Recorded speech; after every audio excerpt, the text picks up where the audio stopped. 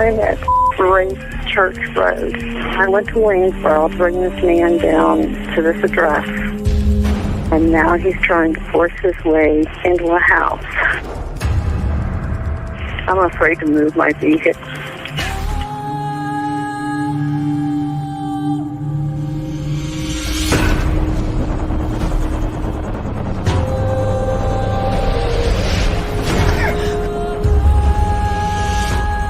Just fighting in there. It's inside the house now? Yeah. You have your doors locked? It's open. I'm in a van. You need to make yourself safe, okay? Even if you've got to drive away from there to get away from him and close that and lock that door. Do that for me now, please. Okay, wait a minute. Okay, hey guys. Yeah, okay, so I guess it was Twitter that has showed, because when I hit go live, it said unexpected error. So I'm like, are we live? Whatever. Thank you, Adam, for being the fastest to answer that question. I'm sitting there going, come on, somebody just answer. You guys are in here. Come on, answer. But anyways, then I look up and I can see that it's Twitter. So Twitter must be having issues or whatever. So, hey guys, it's Friday. Happy Friday. Hey. Yeah. Welcome, Alexa. Yeah. Hello, how are you? Good, Hi, Adam. good. Hi, Sunny. Look at your beautiful hair. Love your hair. Thank you. I feel like the light is horrible. Like I can. It's like a brown. It's like a. I'm Yeah, tan. there's I'm better. Like, I like it. No. Oh, do you look it that way? Because when you turn on the light, there's a little bit more color to it. Yeah. There you go. I think there's. There you go. Yeah, it was looking like a brownie color or whatever. Yeah. I was like, yeah, look tan. So Alexa's joining us tonight. You guys hear the AC? I have the AC on. No, I don't hear it. Making any echo or anything? No. I always think mine does too, but Adam always says he can't hear it. Yeah, I can never hear something. Yeah. I would throw that. Okay. So you guys, we're gonna go into Delphi, and Alexa's here because obviously here with yesterday, with the Richard Allen thing, it's going to be really great to hear Alexa's thoughts and opinions as well. Don't you think, Adam? I absolutely do. Yeah. Mm-hmm. Sorry, I was late. I was muted a second. Alexa's still playing with her coloring. Yeah, it's like I see myself horribly. I don't know what's going on. Well, when you had the light on, it looked better than it does now. I mean, as long as you guys, does it look good? I mean, do you guys see? You're gorgeous, so you always look good. Thank you. Hey, I'm trying to tell her the truth here. I am it too. doesn't really match our purple and theme going on, and then Adam's green shirt, but it will do. It will do. Yeah. No, that's it. Yeah. There you go. There you go. That right there just did it. Perfect. Yeah, I mean, I can't do anything more. I mean, you got some little lightage going on there on your it's almost like tree yeah, there. because usually I should yeah.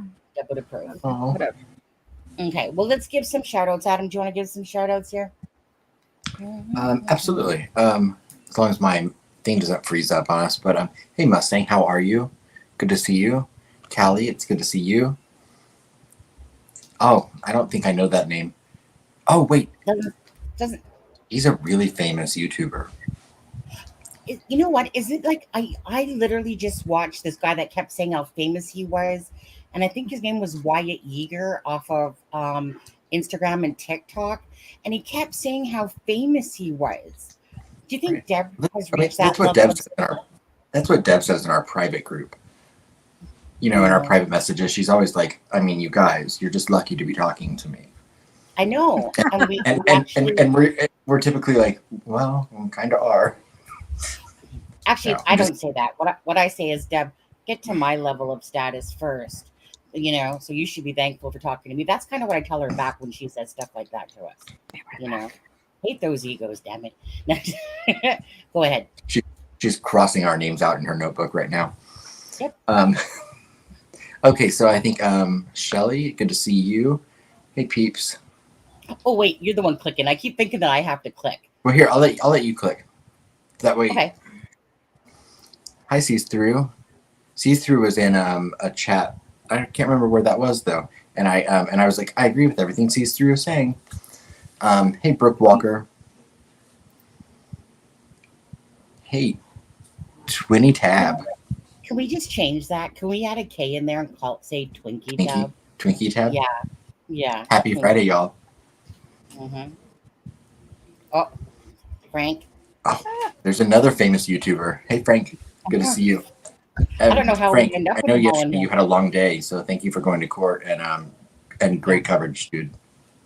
I actually watched most of that live. Actually, I usually don't, like I said, watch too many things, but every now and again, Deb was on, Julie was on, I missed that part. I Frank saw was Ruckus. on, I and saw Ruckus. Ruckus and Deb and Frank. Yeah, and I want to give a huge shout out if he's not in here yet. I want to give a huge shout out to AJ Miller, who keeps going from channel to channel, professing how much he loves me and how much that I just can't get over KD not being the BG. I just really want to express my love. AJ Miller, if you're in the house right now, make sure you say something because we need to go through our daily block that we always do.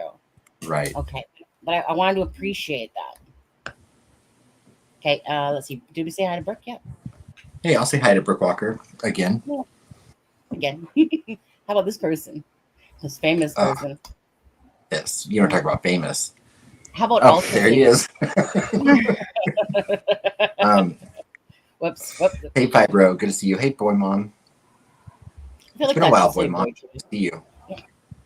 Yeah, I really like it when I get called a boy toy because my husband's like, he'll be 33 in about 6 days. Heaven forbid. Oh, his birthday's coming up? Oh, wow. Yeah, his is June 22nd. Right. His brother Hey, Fibro. Hey, Fibro. Streamlabs always there in the house. Oh, there she is. Mrs. Super Ultra Fantastical Famous. Oh, as she goes off the screen. Good to see you, wow. Of course, Alexa. Bird. There we go. Hey, TTM Fangirl. TTM Fangirl says, hello, Sunny out. Oh, well, can't read that. Oh, sorry. I got to appreciate that one first. Okay, coming back to you. And Alexa in chat trying to catch up on today's wowzers. Yeah. Wow. Well, I mean, I'm assuming you mean yesterday, but yeah, a lot of info. Oh. Lacey, hey, good to see you, but I'm sorry you're having a bad night. I got you. So I hope everything's okay. Anyway, we love you. You good, Alexa? Yeah. Remember when you used to throw pop on the computers? Remember? Yeah, I do. That was a very costly experience. I mean, I'm glad it happened to the twin that is not the angriest. Yeah. Because otherwise I would have been dead. Right. Yeah. He wouldn't have been very happy. Oh God, I changed because I feel like, when you feel like crap and you look like crap, you need to look a little more decent. And as I feel like black is just getting me down. So I think I wore this like 3 times ago, but I have it. This is the it's a very pretty color on you with your hair. You know that. But you know that. Yeah, but it is. It's very complimentary color. So right, Charles? I'm wearing it every day. Good to see you, Charles. Mm-hmm. Let's see here. Positive vibes. Hey, positive vibes. Use those. Yeah. Oh, Diana's in the house. Yes. Hey, Diana. And there's our thumbnail. Oh, hey. Yeah. Good to see you, Jeff. Yeah. He hasn't sent me anything more. I'm not really sure about this whole friendship thing. Yeah, it's gonna get a little bit more costlier, I think.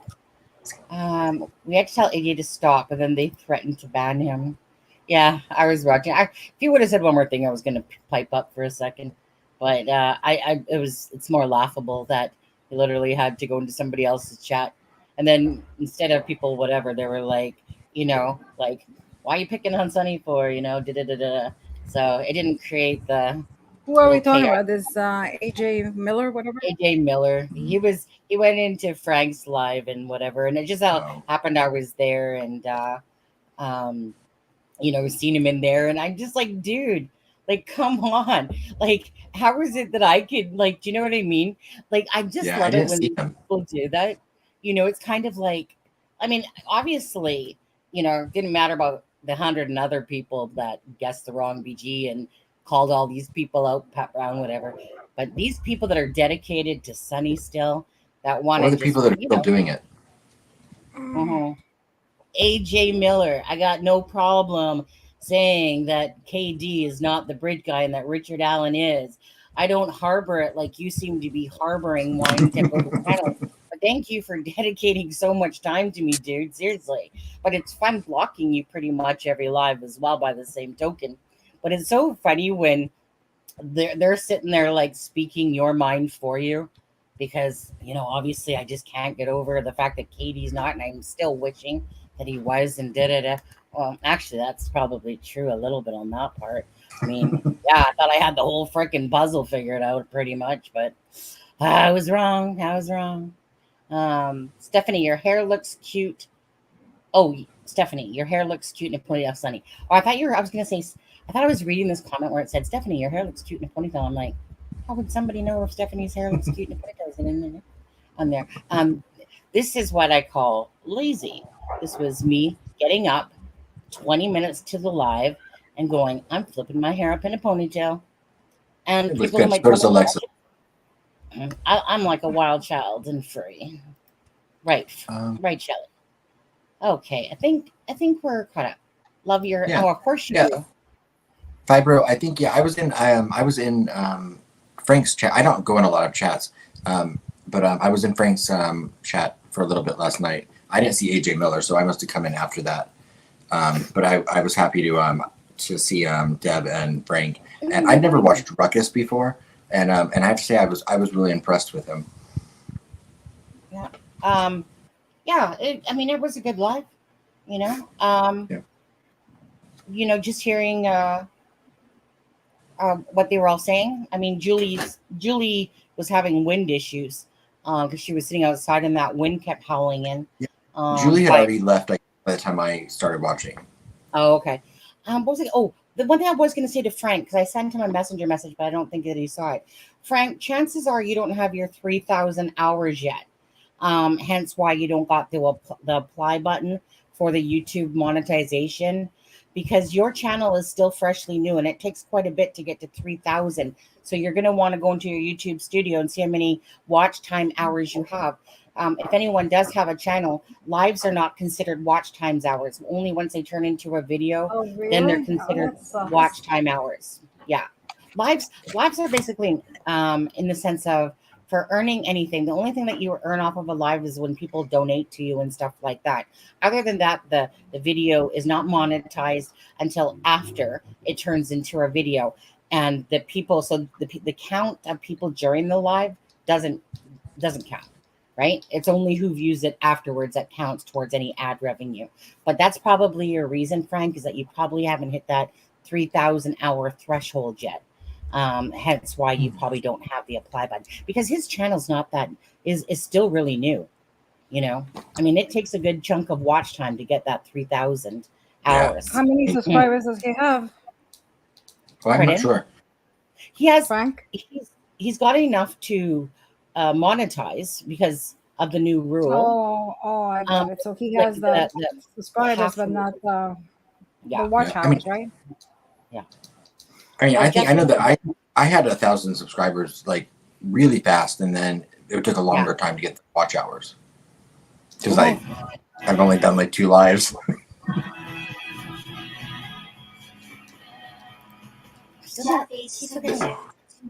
Thank you. Don't spend it all in one place. Okay. Thank you. Jeff, let me tell you, Jeff, if you could do that every 2 minutes every 2 minutes, that would be perfect. And then by the end of it, then we will spend it all in one place. Right now, that's just like, let's see, give YouTube 2% or 30%. Adam, that's all for you, that one. Thank you, Jeff.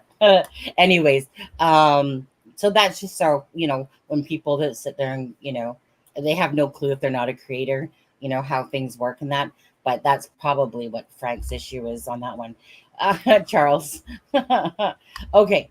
So, look at you people going dirty on us already. That's supposed to be at the end of the show. Can you give me 1 second? Because I just have a little issue. I'll be right back. Yeah, of course. Yeah. Well, you know what? Let's pull up the article And as Adam reads that, I suppose you guys, and don't forget to hit that like button, and then we'll go over that article, and then we'll see what Alexza thinks about, when what's his name, Richard Allen starts walking out of the jailhouse and stuff like that. And so let's do that. Share screen window. No, I want to go here. I want to go here. I think it's this one right here. Yeah, this is it right here. Let me take this down. Sunny loved the RA dance video today. It was hilarious. I thought so. The little things like that take a lot of time. And I was proud that it didn't even get a copyright on it. If you only use little pieces, and that's why you have to be like use little pieces, and then you cut and edit and type of thing. Like, so then you try to get away with it, and I usually do when I do them short enough. I might have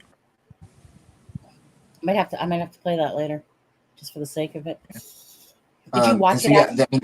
I did not. I forgot. I heard you tell me to watch it, and then I forgot. And I saw it there, and I almost clicked on it, and then I forgot. Okay, you know what? Before you say anything more, stop screen. Okay, people? I'm going to force you guys to watch it now. All right, hold on. Share screen. Nope, not share screen. Just to start off the live in a funny way somewhat here.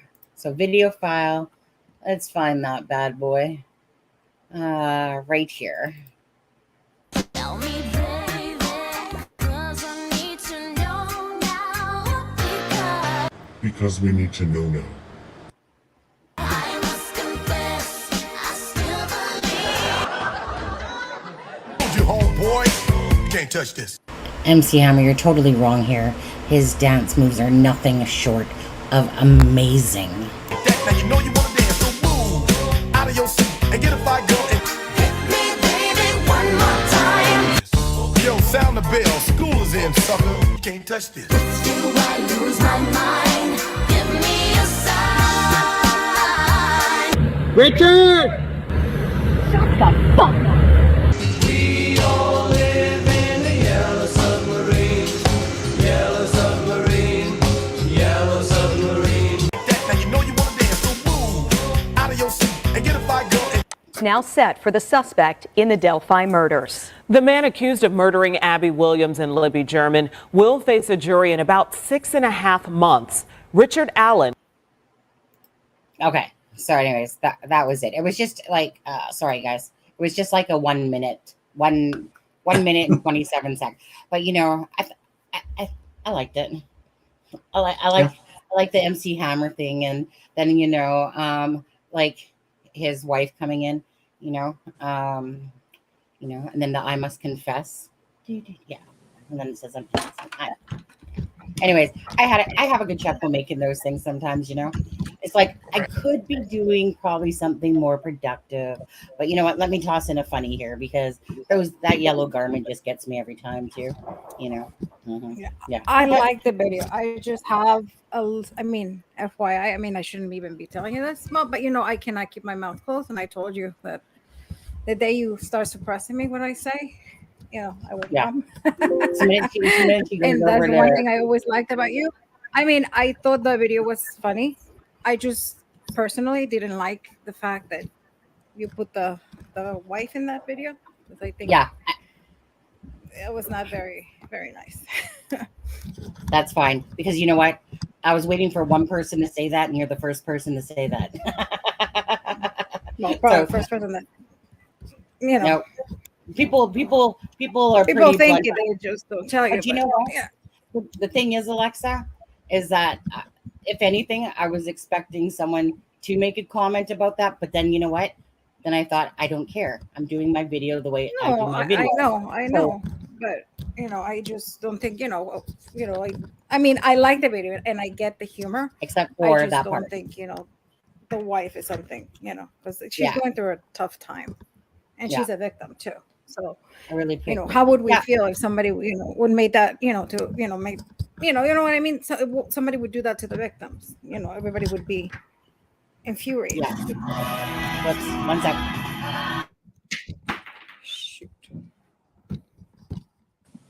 Super chat. Good. $77. Thank you. I really appreciate your hard work, dedication, positive demeanors, and fun times. Thank you, beautiful people. Thank you, Thank you, Diana. And that's quite the number. Whoops, 777. Love that. Love that. You know, it's always seven's all well, it was always a special number, and then it wasn't a special number. Because divorce was when my dog died, divorce day happened, stuff like that. And then I remember I was at this craft fair selling some of my paintings that I don't like. I was just, you know, painting, and then I was like, oh, you know, see if I'll do a craft fair. Anyways, I had this ticket, and at the end of this ticket was 777 or something like that. And I said to my husband, I'm going to win on that ticket. And all of a sudden I'm sitting there in the middle of a sale or whatever. And all of a sudden I catch the number, and I'm like, you know, when the stars are just aligned. And that day, and it happened to be the 7th that I was doing that craft sale on as well. So it turned into a different, it was a great number for me, then it wasn't. And then it became a great number to me again. A lot of people like the number 7, lucky 7 and stuff like that, right? Go to the slot machine, 777. But anyways, thank you for that. So 7 is a good number. 777 is a better number. All right. Okay. So sorry, let's go back to that. Anyways, as for you, Alexza, appreciate your honesty. You know that. You know, I'm still going to do what I'm going to do, but I always appreciate your honesty. You know, when it's said in I mean, you know, when I know we're it's always coming honest, from and a I place don't of mean work. it in a bad way, and I don't think you meant it in a bad way. I just No. personally believe Wouldn't this have is done my it. opinion. I don't. And that's why, like I said, that's why I respect you, right? Because, you know, I know you're saying it from a place of what you feel. And you know, nothing bad. I mean, that doesn't make you a bad person. And I know you didn't do it with that, you know, with the malice. You know, you didn't do it with malice to be like, oh, There was I'm gonna no make fun. malice, You know what I mean? It was just a funny thing. I just think so. I know So that you I would don't love want to it. hear it. Anybody tomorrow saying, "Oh my God, Alexa said that." You Well, know, you talk You about know it. what? So basically what entered my mind, I'll just quickly say about this. So when I was originally intending on this video, I had a few things that picture went through my head. So in a sense, basically the phone calls is from Kathy, like where he implicated himself. Some of the confessions were through his wife. So that's why, you know, so I'm thinking in my head, phone, So that's hence why she was in there, because it was basically like, you know, you telling me. So that was the whole premises behind that, really, because no matter what, she is involved. But so meaning it wasn't just to stick her in there, it was because it actually was of the fact of the confessions. And so that's what the words kind of represent to that. But so that's just the explanation of that. If somebody didn't obviously understand that, but that was representing the 5 to 6 confessions that he apparently did. So just quickly, did we ever find out? And was it really that many confessions? Correct. That's what was said in court. From the warden. But now, to me, what was not said in court, to my understanding, was that one of those was to Kathy. To me, that's a rumor that started on Facebook. I've not seen anything from court that actually said that. About Kathy and the phone calls or whatever? About that one of them was a phone call to Kathy. That is a rumor I saw started on Facebook. I've not seen it from court. I'm just trying to remember what the murder sheets were talking about in that. Remember that? Did you ever watch that one, Alexza, yesterday? Yeah, I watched it. That's the one where they were shocked about what. Yeah. Oh, you know, I'm sorry, but I do want to touch on this too. Murder Sheets put out a couple posts saying, what was it? Relevant something revelation. And then the other one was that is something going to make like, you change your opinion of the case. It's going to make you look at the case a little bit differently. That's what the word is.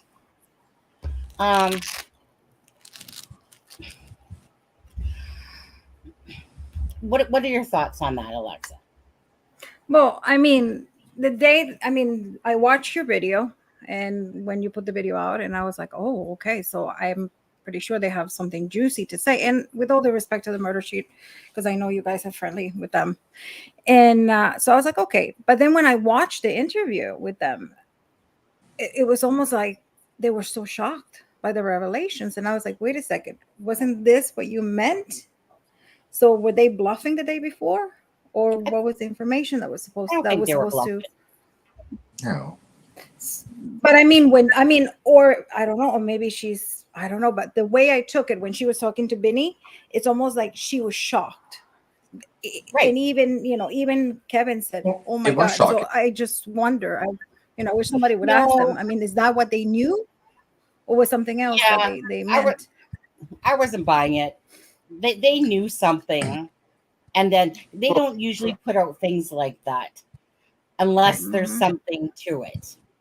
That's to me. And then it was like, we weren't expecting that. You have to remember also, I mean, if you're told something from a source, which, this channel has been told things, that are pretty important in this case from sources, until it, and we didn't reveal, I didn't reveal the stuff that was in the PCA until the PCA came out, and I was still shocked when it did come out, even though I was told. But that's the key word. You don't post and say, hey, tomorrow it's going to be this big revelation. You kept it quiet. You just go, okay. And then when it happened, you're like, oh, wow, Don't talk. But this was something that it was made public. So everybody was expecting something. Right. No, I mean, they knew what they were doing as far as, teasing it for sure. But I'm sure that the information was still, a shock to actually be revealed. But I mean, and I'm just speculating, I mean, everyone's going to make up their own. I just don't like when people play like that, because it's almost like, because, your credibility is everything. And they go and they make it, is it because maybe the people that are watching are not in YouTube, so they didn't hear this rumor? So now she's appearing that, oh my God, this happened. Because I took it like she wasn't aware. Instead of saying, hey, you know what, yesterday we already knew, we teased it to our fans or to our subscribers, whatever they want to call them. And oh my God, but we're still blown away by what happened. Very differently. That's called marketing. That's exactly how I saw it with marketing, basically. And we go back, and that's my problem. This is my problem with this, because this case has become money. And it's okay because people have to live. I get it. But let's be honest about it then. If people are going to make money. But I don't like when people play both sides. I don't like it. Maybe it's me. I'm getting old. I'm getting bitchy. I think it's like, No. I think it's kind of like how sometimes when I see thumbnails that you literally, when a certain channel and they produce certain thumbnails and they're totally meant for you to click on them, that's the point of it. It's marketing. It is marketing. And so in one way, of course, I do understand that. And I have to respect that, really, because at the end of the day, people need to, pardon? And it worked. And it works. I've clicked on stuff and I know I'm like, oh, you're making me click on this, so it really just becomes about personal boundaries of what a creator deems as, like I said, it just really depends on what they want out of this world and what they want to achieve and do. And that part I respect in a sense, because, everyone can't live like the same way and everyone's different and stuff like that. Right. But I mean, I know cheese when I see it. That was definitely a marketing strategy for sure. And you know what? It could have also been out of respect for the source. The source might have said you can tease this might happen, but you can't say what it is until it comes out. No, but it wasn't about that. It was them almost shocked that this came out. But they already knew that something was up. That was the thing that I took. That when I saw that, they were acting like this was the first time they were hearing. Yeah, almost like oh my God. Maybe they didn't know the extent of it. Maybe they only knew the bare bones of it. Maybe, I don't know. I mean, I'm just speculating. Same as everyone else. Bottom line is we all know that Murder Sheets is marketing their stuff. They're trying to grow themselves, as a business. They're trying to get out there, meaning they definitely are. And rightfully so. I mean, and they're good because I have to say we have, thanks to them, we have gotten, I think, the most information. You know, when there was nothing coming out. I mean, they were the ones who released information that right. When you have a lawyer nobody and had. When you have a lawyer and you have a journalist as a team, people are gonna respect that, okay? And hence that's really why they popped out of, in a sense, nowhere with Delphi, because you have, like I said, a lawyer and a journalist. That's a great combination to have for a team. And so then people started trusting in them, right? And then of course the news stations, Court TV, all the different news stations keep asking them to come on and stuff like that. And the bottom line is, right? They're in it to be successful at whatever they're wanting to achieve, for sure. And at the end of the day, fair play. And like I said, this channel will do it its way, and it will take longer to grow because of, certain boundaries and stuff like that. Like, we'll never be like a JLR or anything like that. Stuff like, you know what I mean? Right. But and Mustang, they are releasing the documents onto a public website on Monday or early this coming week. Yeah, absolutely. It will be, it will just be the documents that are already out there, right? That have been sealed to us. But the ones that every time we talk to they say are confidential. And my understanding is going to be some of the ones from further back. But did they say when they're gonna, or just early next week, potentially Monday? They're going to be posted onto a publicly accessible website. And as everyone knows, anytime a government does a website, it always goes incredibly smoothly. So I would not expect any hiccups. just kidding. All right. I don't even have a problem, Charles, with the MS and the Jeep story. Bottom line is, it was information. It was information that was said by Kagan Klein. And if we heard that, we would put it out there as well.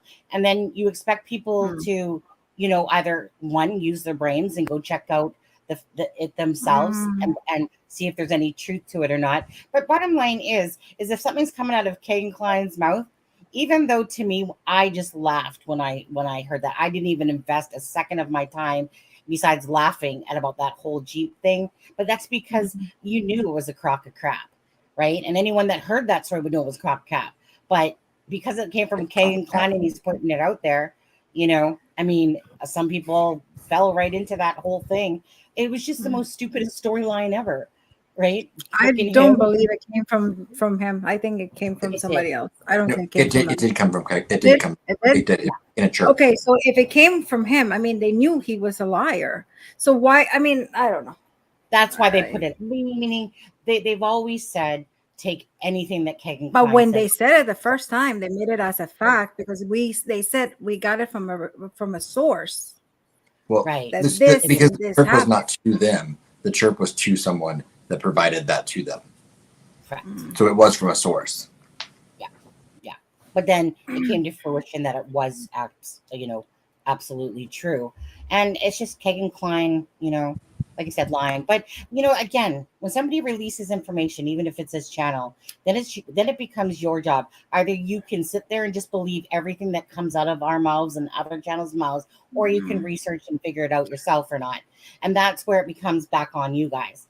Because we make mistakes, but people sometimes on channels, like I said, they push a false narrative as well. And it's really just up to you after that to decide what you believe is true. If somebody wants to believe that audio from Kohlberger is the actual audio, again, go smack your head against a wall, go do your research, and then you'll come to find out that it's not true, but you need to do that yourself instead of, sitting there taking people's words for it. But you can if you want, if you're lazy.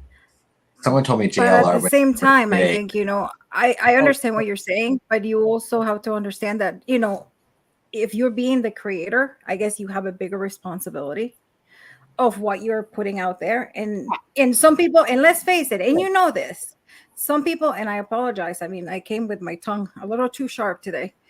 Some people are dumb. Couldn't tell. And there's no and there's no other way of putting it. And even if you put a disclaimer and say, hey, this is allegedly, some people see it and they say, oh my God, Sonny's always right. This must be true. Absolutely. Yeah. And that's when sometimes it's more, I think, more responsibility on you. I think it's more 60 on you guys as to check your facts. And obviously you're always going to get something wrong because, obviously we're humans and I get it. But I do understand that I think sometimes it's a bigger on the person, on the creator's responsibility to say, Alexza, that goes without saying with and sorry, I think I caught you. It's a little bit of a lag. Am I lagging? No, it was. I probably cut you off there. But like News Nation, they obviously don't check their facts. It's just a given that these channels just put out stuff, really, I mean, it is. As a creator, you're trying to put out the most truthful content without trying to push a false narrative, because there's nothing worse when you're following a case and people are just making crap up to make crap up. Like they literally just embellish it. And just try to create these stupid titles every day, like freaking, tunnels underneath Idaho and stuff like that, like who cares? Here's if there's freaking tunnels underneath. What are you trying to create out of that one? That's just a freaking pushing. And sorry, Van Life, I'm not talking about you on this one, but only because I know that she put that out there as well. But I just mean, it's just what, like, really, you're gonna now try to connect these tunnels to the Koberger case type of idea, but whatever. Done the same thing with Delphi and the tunnels. Okay, but, but there are tunnels, yeah. Right. Yeah. But I mean, and I, so I have two examples. It's like JLR, I guess, but I didn't watch it, but someone sent me a screenshot. I guess JLR went to the bridge and posted a video, and did he? I was told that he didn't realize that like the way the bridge looks now isn't how it looked then. Like he just thought really? that. Yeah, he said like, or at the crime scene, and so which I found to be interesting. So I haven't watched it, but I heard he did that. And then the other thing I would say is, Murder Sheet and a whole panel of people were on Court TV last night, and there was a doctor on there that that made a statement about a match being, found between cat hair found at the scene and the cat hair that matched Richard Allen's cat. That's a rumor we've all heard. That's not. Yeah, I know. Lucky Lieberman. Yeah. She went that is not a fact.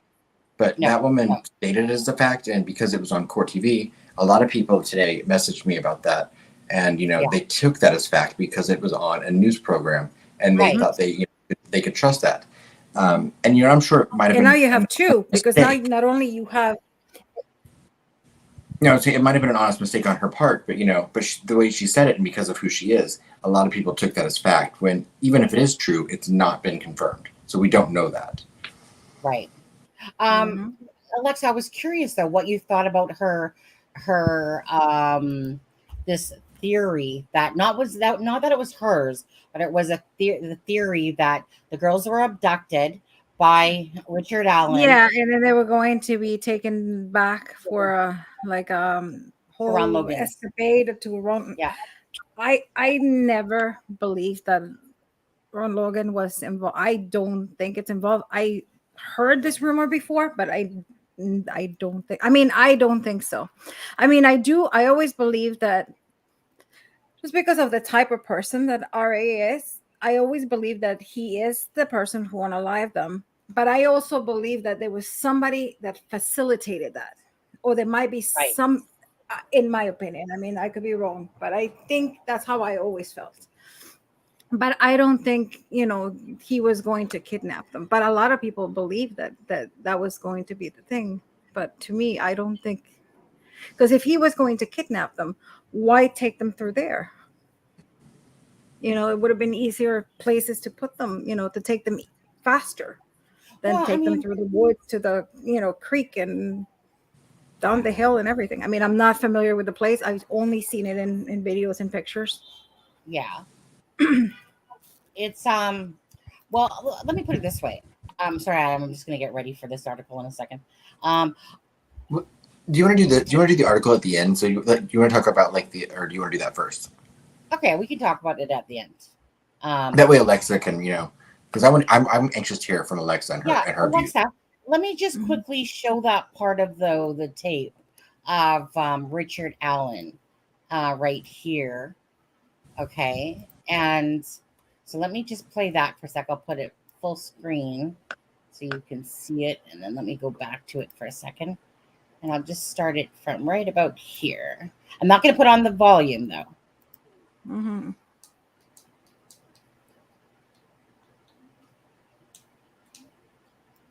Okay. So what's your thoughts on his facial expressions here? Like, Well, what are your thoughts? Well, when I saw him yesterday, I mean, I think he is, honestly, I think he's very, what word can I use? I think he's disassociated. He definitely, no, but it's almost like he looks really bad. And I think his mental stage has gone downhill. And I think I don't know if he's not eating. I think finally what I've been thinking that this happened when I saw him, and because a lot of people were saying, is he doing it for sympathy? And at the beginning I was like, you know what, maybe he is doing it for sympathy. But one, obviously they have shackles in their feet, so the way he walks, that's one. Number two, don't forget that he is isolated. And it has to be to a point that, imagine you do this thing and you go 5 years and you're living your life, and all of a sudden your world collapses and now you're there 24/7. And I guess those thoughts are going to start haunting you. Even if you're a psychopath, they're going to start. So I think he finally is facing his reality. I think he finally realized what he did. I think it hit him what happened. I think he thought that he got away with it and this was not going to get him. And I think now he finally sees what, the trouble that he's in. And I personally think that, I know the conditions of the jail don't help either, but I think he's probably not eating too. I don't think he's not eating, not because he's not being fed. I think he himself is not eating, because he looks fragile. I don't think he's disoriented though, because I think, because even, he kind of stumbles and then he kind of looks, he does a little sharp movement with his eyes. So that tells me that he's sharp and aware. Otherwise he wouldn't do that. Well, he's definitely But I aware do of the believe, camera. and he, yeah. And I think when he came in, somebody had said that, he made eye contact with the family and he made eye contact with other people that were there, that he I think recognized a couple of YouTubers. Frank probably knows more than I do, and he can confirm. But I do believe that he is, I would love to see if he's eating. I think he's not eating. And also don't forget, he was used to drinking beers and having that lifestyle. And then, and suddenly you go from having that addiction to cutting your addiction. And that takes a toll on the body too. Right. Deb said that he started going downhill after he saw the discovery pages. Yep. After he saw the what? Discovery pages. What they had on him. Yeah. Yes, of course. Yes, I think at first he was like, yeah, they don't have anything. And yeah, then when it made it real, it finally said, hey, this is real. And the trouble because look what's on the table. What can happen to him if convicted. And also, I guess, deep down they can be psychopaths, but they can love their family. I'm sure that he cares. The wife, I don't know, but let's not get there. But his daughter, his mother, what the shame also. He's realizing what he did to his family too. Not that he cares, maybe he doesn't care, but he is aware of it. So all that, imagine sitting all that 24/7 with your thoughts and not talking to anybody. Because I heard that, I think he only talked like 3 minutes with the guards. And I wonder what the guards might be thinking of him. Well, do you remember hearing about the companion program? No. So they have a companion program when they don't have enough staffing. They'll get, say, a companion to watch him. He's already on cameras, and there is, you know, a clerk in the office and stuff, but they'll get basically like a companion, you know, that kind of goes and talks. Oh, And, okay. you know, like keep their eye on somebody Yeah, that's on I know. Yeah. Yeah. That's also a little bit different than the warden testified to yesterday, though. You know, when the Go ahead. warden talked about, because the warden, I think one of the things the warden said was that, you know, they're not allowed to talk to them, which, you know, and then we were told that, you know, the admissions that he made of guilt were to medical and mental health staff, not inmates. Well, I mean, that goes to the people that were actually there, right? But remember, they were called to the bench, I guess, weren't they? When that Well, topic, and that's part. I think part. Yeah, but I mean, and I think part of that's in that article. You know, that from was it WRTV or WTRH that because they bullet pointed kind of the things that the warden testified to, which most of those things we read yesterday from people that were in court. Adam, just quickly, where's people getting 5 letters from? Where does it say? Where did it say anything about 5 letters? It was a 1 letter that was ever talked about. I don't know where people are getting 5 to 6 letters from. That's just right there. That's just trying to create something that's not true. That was never said. There was a motion for an inmate letter. So it was. I'll read this from the article. It says Allen has written the warden 5 or 6 times while in prison. Okay. He did not elaborate on the topic of those letters. So the warden did testify to that. Okay, so there was 5 letters then. Yes. Okay. Yeah. Didn't he? I don't recall hearing anyone say anything about that until you just said that now, to be honest. Yeah, that was in the warden's testimony. Okay, that was in the. And the warden was on the stand the longest amount of time of any of the witnesses. Was my understanding. Okay. Because we always just kept hearing the word confessed 5 or 6 times. And he also confessed 5 or 6 times. Well, made admissions of guilt. Yeah.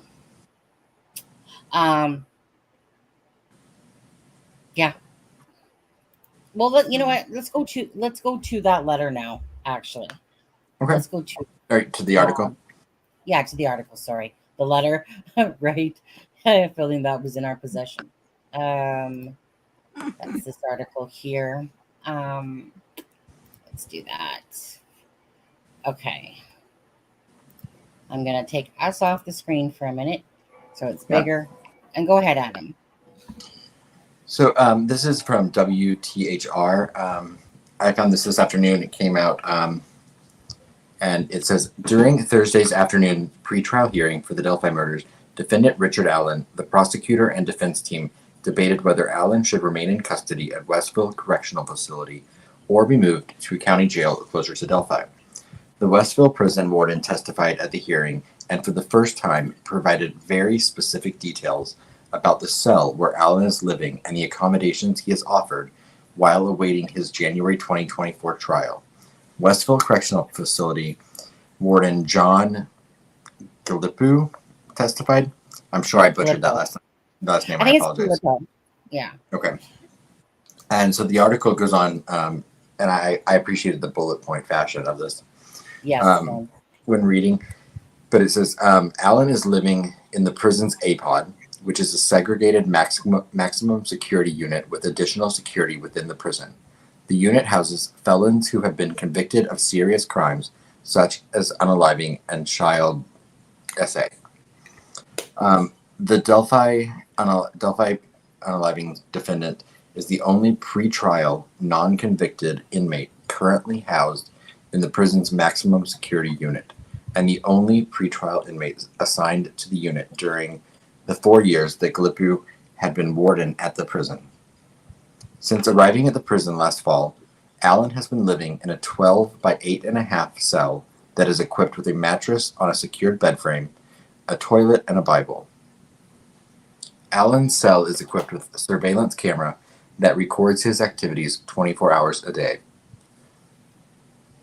The warden assigned Allen to a segregated individual cell because of the high-profile nature of Allen's crime involving children places him at a higher risk of retaliation and violence from other inmates. Gilipu said he would be concerned about Allen's safety if he were to place him in the general population of Westville Correctional Facility. Allen is permitted to shower 3 times per week, and he is allowed 1 hour of recreation time outside of his cell 5 times per week. The defendant is provided 3 sets of clothing each week. He also has access to the prison commissary and has purchased socks, shoes, and shirts according to the warden. Each inmate, according to Allen, is provided an electronic tablet that allows him to listen to music, watch movies, and make phone calls. Wow. Those calls can be accessed and monitored by a prison investigator. Unlike other inmates in the maximum security unit, Allen is permitted to have face-to-face visits with his family. When Allen is being transported from his cell to other locations within the prison, he is placed in chains, cuffs around his hands, feet, and torso, and it's sometimes transported with a restraint chain, which his defense team described as a leash similar to those used to walk a dog. Allen has been on self-harm watch since last fall.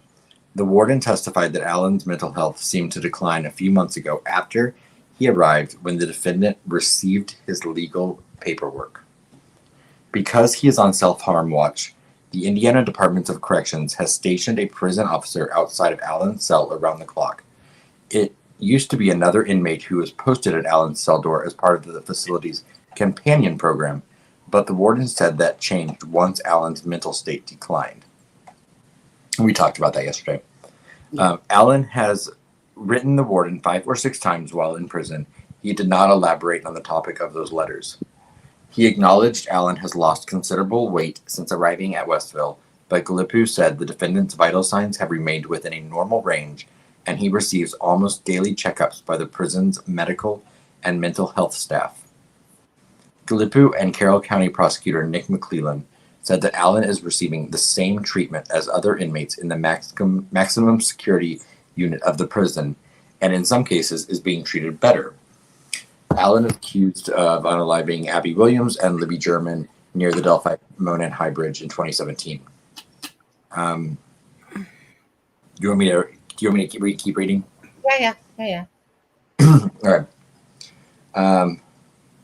After Allen's arrest in October 2022, the Carroll County Sheriff immediately asked the court for a safekeeping order to move the defendant out of the Carroll County Jail due to fears that the small, understaffed facility could not ensure Allen's safety.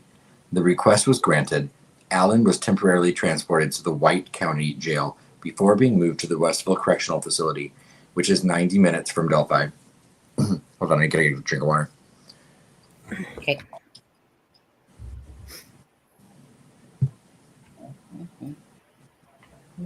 His defense attorneys had been attempting for months to get him moved closer to Carroll County. They have asked Special Judge Francis Gull to modify the safekeeping order to mandate a transfer to another facility that can be more easily accessed by his lawyers. Allen's defense team told Gull that the defendant's physical and mental health have deteriorated dramatically since he arrived at Westville, so much so that at times he is not able to actively participate in his defense during meetings with his attorneys. Attorney Brad Rossi took issue with the prosecutor telling the judge that Allen was being treated better than other Westville prison inmates. He said, comparing Allen's treatment to other inmates at the state maximum security prison is an improper comparison because Allen should be treated as a pretrial, non-convicted detainee, not as a criminal convicted of a heinous crime like the other inmates in the Westville APOD unit. During the court hearings, Rossi and one of his office college interns explained that visiting Allen at the Westville Correctional Facility was very difficult and offered them no privacy to meet with their client. They said they were denied the ability to take their cell phones or laptop computers into the prison, so they could not show Allen thousands of pages of documents that will be used in his defense. Rossi also told the judge that prison guards videotaped his meetings with his client. He said during those meetings, Westville staff directed Allen to sit in a specific chair that faced a window where prison staff stationed outside the room then videotaped the entire meeting through the window. Guards required Allen to remain in shackles during his meetings with his attorneys. And when the lawyers asked for a cup of water for Allen because the temperature in the meeting room was over 90 degrees, the request was denied. Sorry, I'm going to interject there and say, it's funny, when was it 90 degrees? Sorry, because didn't get arrested till October. The request was denied. I know it's probably been 90 degrees in May, so don't come for me. I'm just joking. The request was denied, according to legal intern Max Baker, who accompanied Rozzi on his prison visits to see Allen. There is no privacy when we're meeting with him, Rozzi told the judge, adding that his time has been consumed with addressing Allen's detention issues rather than preparing his client's defense. None of this facilitates an attorney-client relationship. He also said the prosecutor failed to show an imminent threat of bodily injury or death to the defendant or others if Allen were moved to a local jail closer to Carroll County. Carroll County Sheriff's Department sheriff claimed such an imminent threat was present when they asked the court to approve a safekeeping order to transport Allen to another facility last fall. But at Thursday's hearing, the county sheriff and chief deputy both admitted they are unaware of any actual threat made against Allen or their department staff. They testified they were and still are concerned about the possibility of a potential safety threat if Allen is housed in the Carroll County Jail. Earlier this year, Rozzi attempted to make arrangements for Allen to be moved to the Cass County Jail, just 20 minutes from Delphi. That move was not opposed by either the prosecutor or the judge, but the plan never materialized due to the opposition from Carroll County Sheriff Tony Liggett, Rozzi suggested. The newly elected sheriff testified Thursday that he is concerned about his department's ability to safely transport Allen between the Cass County Jail and the Carroll County Courthouse. Liggett said that the 15-mile transport would be challenging due to the added security and manpower that would be required. During the pretrial hearing, when asked if Cass County is still willing to accept Allen at his jail, Cass County Sheriff Ed Schroeder bluntly told the court, "I don't want him," due to the extra hassles and security concerns of housing an inmate in a high-profile unaliving case. But the sheriff quickly added that his large modern facility is well suited to house Allen, and Schroeder said he would accept the defendant if ordered to do so by the judge. Schroeder also said he would likely house Allen in an individual self-harm watch padded cell that is video monitored by jail staff. Any transportation would be the responsibility of Carroll County, the sheriff explained. If Allen is moved to a county jail, both the Indiana Department of Corrections and the Indiana State Police are being considered as possible options for transports based on Carroll County's staffing limitations. McClellan suggested the request to move Allen to Cass County was simply an attempt to make visits with Allen more convenient for his defense counsel, but he told the judge he would not oppose the request and will leave it to the court's discretion. Rozzi countered the motivation for his request was to ensure Allen receives due process and equal protection under the law, not about convenience. This is not rocket science. We're not asking to put him in a Holiday Inn, Rozzi told the judge. Told the judge during his closing argument, reiterating the hurdles he's faced while trying to visit Allen at a maximum security state prison. It's got to stop, and I'm asking your honor to intervene. Gull said she would take the testimony under advisement and will offer a decision at a later time. She did, however, agree to sign a restraining order to prevent staff at the Westville Correctional Facility from videotaping future meetings between Allen and his defense counsel. The judge scheduled Allen's jury selection to begin on January 8th, 2024. End article. Oh, okay. There we go. Okay. That was a long read. Thanks, Adam. On there. You're welcome. Yes, thank you. Okay. So let's see here. Let me just go back to that page. Okay, Alexa, any thoughts on anything that was read that stood out to you? Well, I mean, it can be problematic. I mean, we were talking with Beth. I mean, we want everything to be smooth because we don't want any motives for the defense to be complaining or giving him any motives that it's going to affect a conviction. So, I mean, I don't believe that he's being treated so badly. But I do know, and I have seen it with my own eyes, that sometimes the guards can be, especially with somebody like him, that they have done something to children.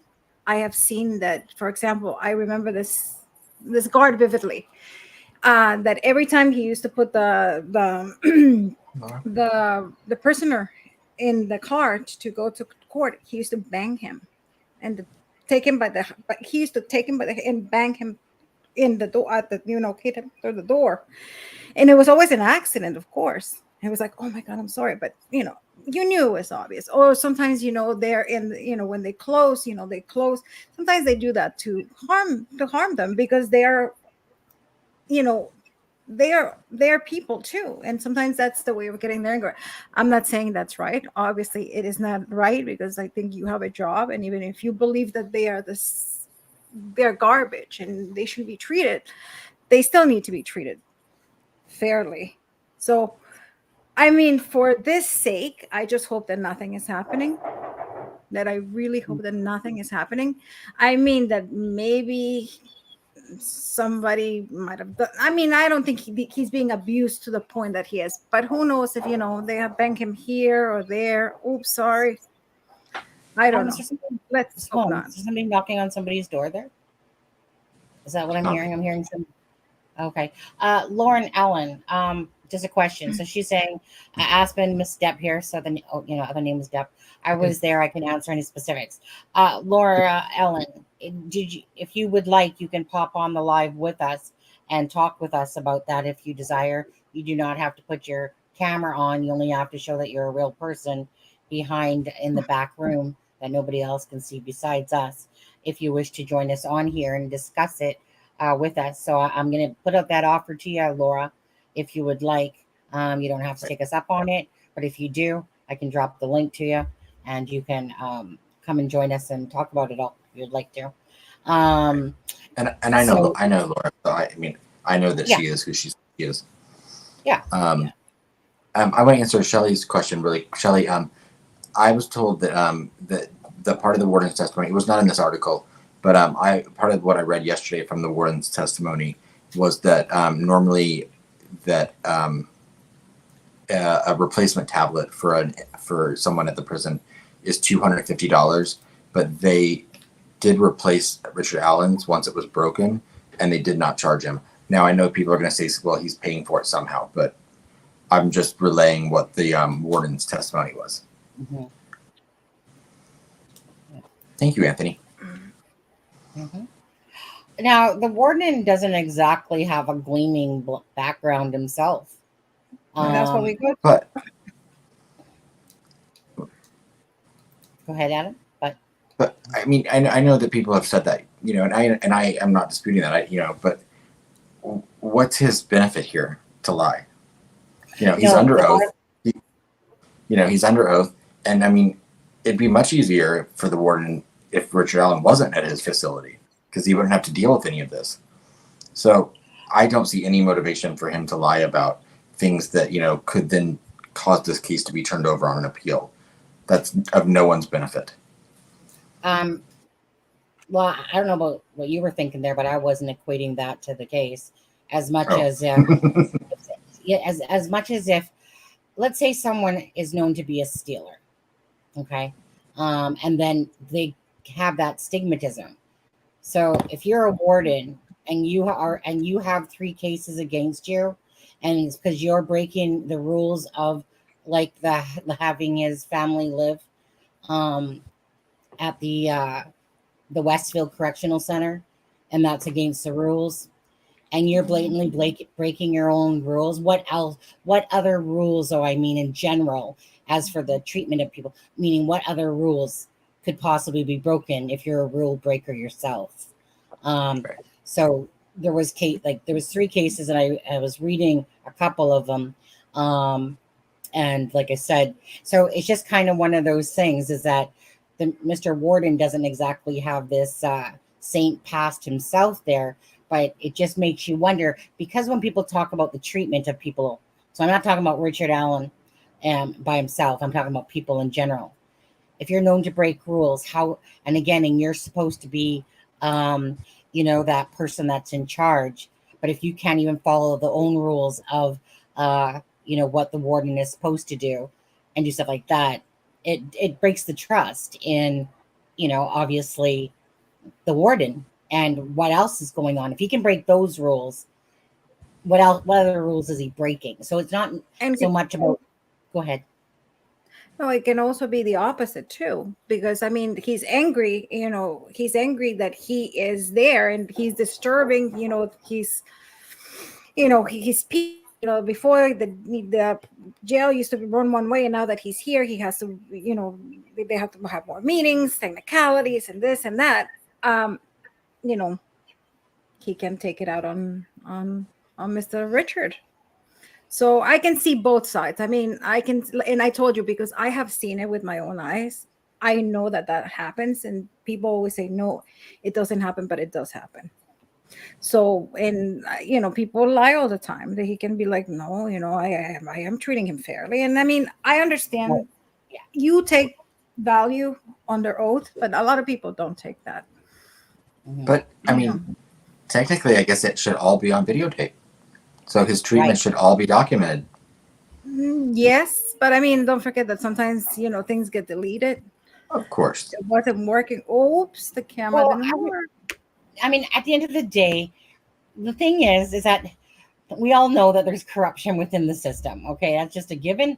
And the cameras are there, and all of a sudden, oops, that part of the camera stuff is missed, and oops, this. Yep. So meaning, at the end of the day, regardless of if it's the Westville or not, we've seen so many documentaries out there that have shown, the shade that goes along with being in there and stuff like that, or like the people that help a convict escape because they fall in love with a convict, and yet they're a correctional officer.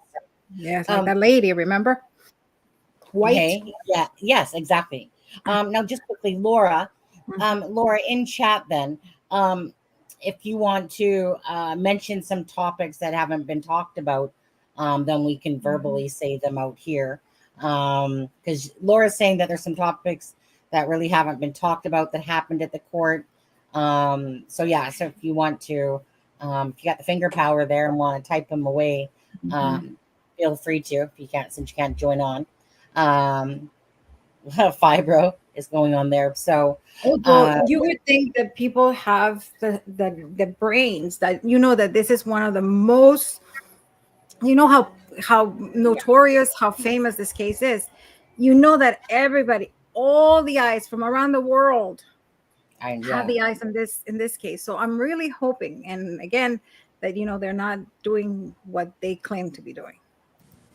And they're not, doing, the putting the camera the other way. Oops. Hopefully there's no corruption, because anything this case can be ruined by anything. And we don't want anything to get, we want, if he's guilty, which I think he is, we want a conviction. Right. Yeah. We don't want anything. I personally don't feel like he's being treated unjustly. I think his little pouty face there is just somebody that's facing what he has to face because he knows the truth, the reality. I think that like any normal person, like myself, like I said, back when I was going through my divorce and I went through depression, you're like a zombie. You kind of you disconnect. You're in a state that you don't want to, do much, or your brain's foggy and stuff like that. I mean, he's living, the nightmare of potentially what he has done. And, so I don't have this big, huge sympathy for the guy. I believe he's being treated fairly and correctly. And what's the benefit to him to go to a jail? Because in a jail, I don't believe you get to go outside. Well, I mean, the sheriff of Cass County testified, to the conditions, if moved to Cass County, that he would be kept in. And they weren't much different. They just don't have they don't have the mental health 24-hour care that, he has at Westville. Yeah, but because he said it would be a padded cell under videotape all the time. And it would create more of an issue for taxpayers as far as the transport issue. But Did You know, you guys help me out there on this? Because we've always heard that usually jail is not the place you want to be. You would rather be in the prison so that you have access to go outside and do certain things and whatever, which he does. Yep. But I don't know that in jail that you have that. no. And remember, no, they don't. I mean, and remember, if he's, chances are, if like even if they deem these admissions to be his mental health thing, he's going to get moved to Logansport or somewhere like that, where he's going to have to go through competency hearing, and so it doesn't get him off of these charges, because what's going to happen is he'll have to have his competency tested, and then he'll have to receive treatment, and then once he's competent, he'll have to stand trial. So this is not a get out of jail free card for him. No, absolutely not. Yeah. And I'm not trying to be insensitive towards mental health. I'm just saying, no, whether this is legitimate a mental health issue or not, he's going to have to stand. He's going to have to stand trial for the charges he's facing, unless he changes his plea to guilty and tries to get an insanity plea. And as of right now, he's not doing that. He's still pleading not guilty. Yeah. Diana, I don't know where you heard that from, but it's always been said by people that are in jail that they would rather be in the prison because you have a lot more freedom. No one sits there and says, I love being in the jail part because of the lack of the freedom. You're in a cell with people. And Blaine has talked about this before. So even though I agree, Diana, meaning if it wasn't for Blaine that explained that and some other people that have talked about that, I too would think I would rather be in jail than in prison. But also, go ahead. Sorry, I'm lagging. No, finish.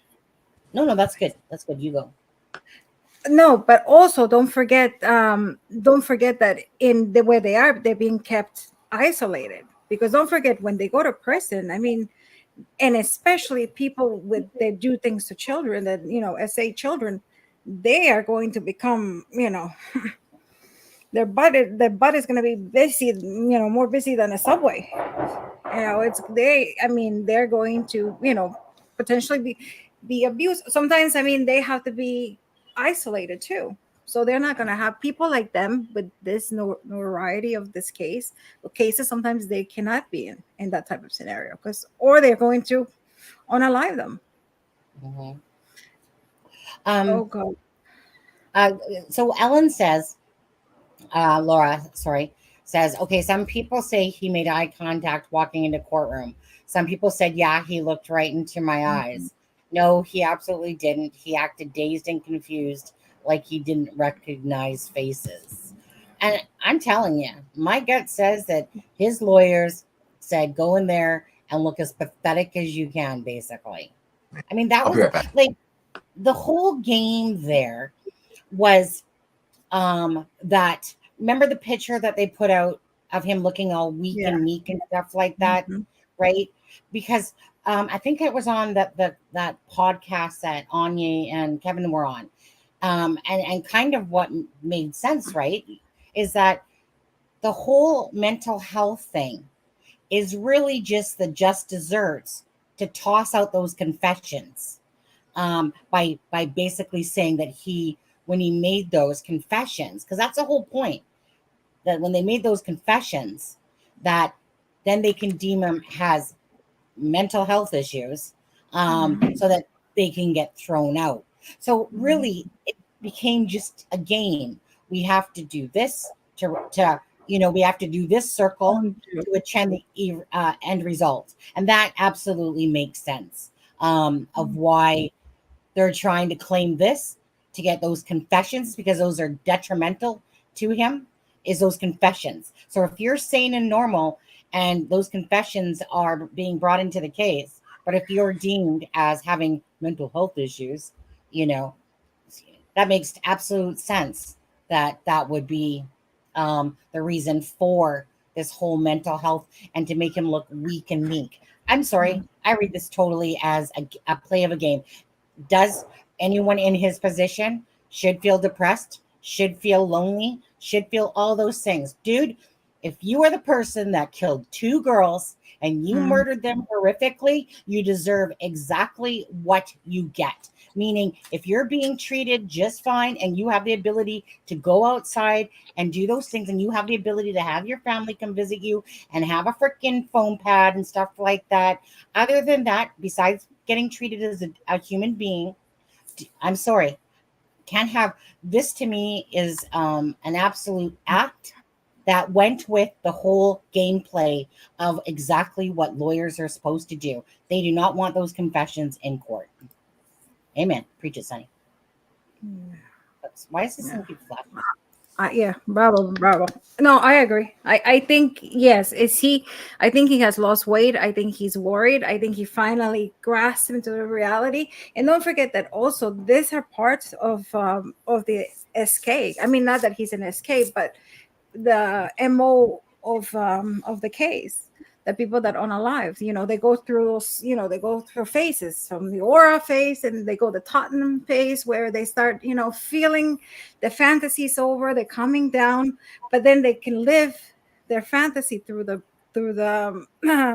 trophies.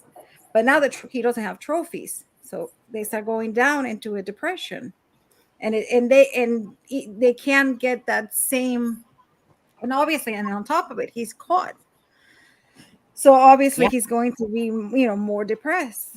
So I think that's what happened to him. But I do feel that I don't think he's a zombie. I don't think he doesn't recognize. I think that he is aware. And I believe the same way as you are. I shouldn't. But, but I mean, I'm not in this case and I'm not involved in this case. So I can say what I feel.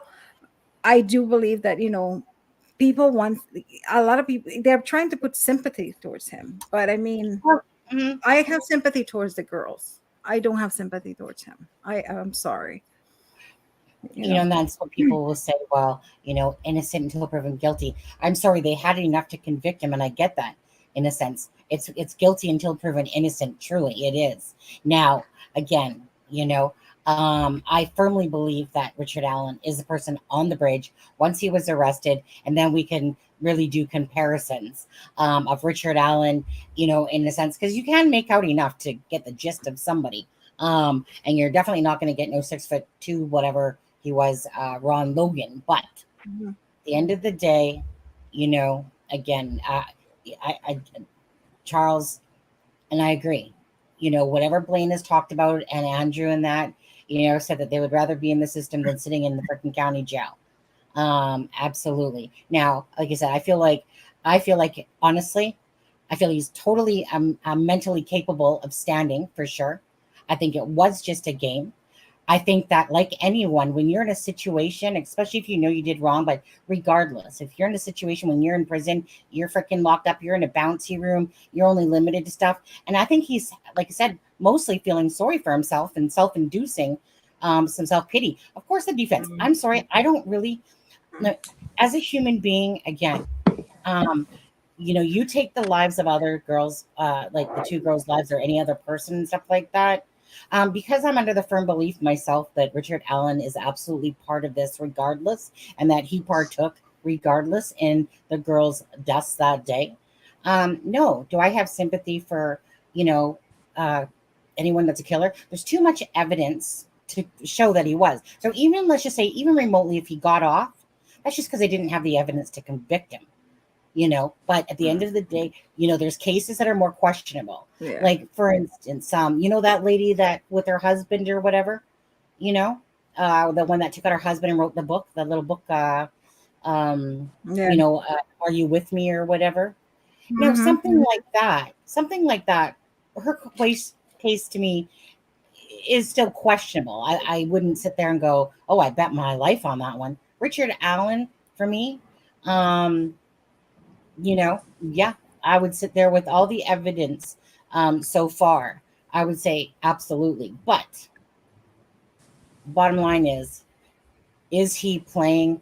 Do I really think that he's not capable of understanding? No, I think he literally came in there with the intent of, to basically look pathetic. Right. Kind of like that picture that they took. And then the warden said, look, he wears that shirt because he doesn't want to get his other ones dirty. right? That's his rep shirt. And they And I'm not going to question someone's mental health, but I mean, go through the competency here. I mean, if you say you're not competent, go through the competency here, process. If you need a year before you can stand trial for these crimes, I guess that's what you need. But it's not going to stop you from having to stand and face the music. If it's found that you're guilty of these crimes. So I do find it interesting though that the defense has tried so hard to keep the prosecution from knowing any of his mental health records or knowing any of his health stuff. I mean, so if there are these huge mental health issues, why not turn that over to the prosecution then? Mm-hmm. Same thing. What you guys were talking the other day about the gun. If I am not guilty, I would be like, hey, go to my house, go through every single gun, do whatever you can. I will show you all my gun collection, everything. But obviously, by them trying to throw away that ballistics report or expert, it shows more that they believe he's guilty or that he is guilty. And I know it's the defense, and that's the way that they're supposed to do things. But I think instead of helping him, they're creating more doubt. Right. Well, and notice his attorneys did not dispute any of when they're the ones that brought up that he made admissions of guilt, and then so both the prosecution and the defense have both admitted that he made admissions of guilt, and the defense did not even try to dispute that he didn't. They're just arguing the validity of what state he made them under. Mm-hmm. And that to me is me as well. They're not saying he didn't confess. They never once in court yesterday said he did not confess. Mm-hmm. They did not argue that. So like what I just said, they're using the mental health thing so that they can toss those confessions out as if he was in a state of not really comprehending and blah, blah, blah, and to throw those out. That's the whole point of it, bottom line, to get those confessions out, because those are detrimental to Richard Allen's case. Like, and I'm not blaming his attorneys. His attorneys are doing their job. I mean, it's not going to stop him from standing trial. Mm-hmm. But they're trying to build that narrative now that he is in this whole situation. I mean, this is this poor man that came in that Rick was not guilty. And now because he's been in there, now he's going, he's gone crazy. And, he even said that, he did it. Right. And that's what they're trying to do. And I know that, sometimes, there have been times that the police, especially in interrogations, like, I don't know if you guys are familiar with the read technique that the officers use when they interrogate people, suspects. Yeah. And it's a way they do the interrogation. And basically you've seen it, is when they make it like, for example, they're like, oh, Adam, I know you're a good person. I know that you didn't unalive that person. That wasn't you. Or, you want to get it off your chest. Like the lady, remember Chris? Well, exactly. The lady, that's exactly what the read technique is. And they use it all the time. And sometimes it's, people that are against it, they say that especially for kids, and they can force you. And don't forget that sometimes when you're there, you're in interrogation, that you're being interrogated for 8 to 12 hours sometimes. And you're mental. It's to the point that you're like, yes, I did it. Because you just want them to leave you alone. Because then you're thinking, okay, they make it like so small. Maybe my lawyer, if I'm innocent, I'm gonna get away with it. I'm just saying, I did it, so they can go, they can rest. Right. And I think, and I think that's what's what they're trying to seem that this is happening, that he was being persuaded to say something like that. Right. So So go through the competency hearings or go through the competency process. Yeah. One of my favorite channels to watch is this channel, Alexza, called Explore With Us. And it's about the, like you said, so that's the reason why I knew of that. I think it was called Read though? The read technique. REET? REID. ID. Oh, Reed. Okay, that's what I thought you were saying. I couldn't tell him. But anyway, so I heard of that recently because I do watch this channel called Explore with Us, and it's a great channel where they basically have the person in the interrogation room and they're using the techniques. I mean, everything they're doing is to basically get them to talk and give out, but they make it sound like, like, here, you guys, you hungry? You want to get me? Yeah, yeah. Like you said, I know you're a good person. But you know what? I know that you want to get this off your chest right now. So, if what, it would be better for you if you just, and then they, not only that, but then they will, use tactics that they know aren't saying necessarily truthful.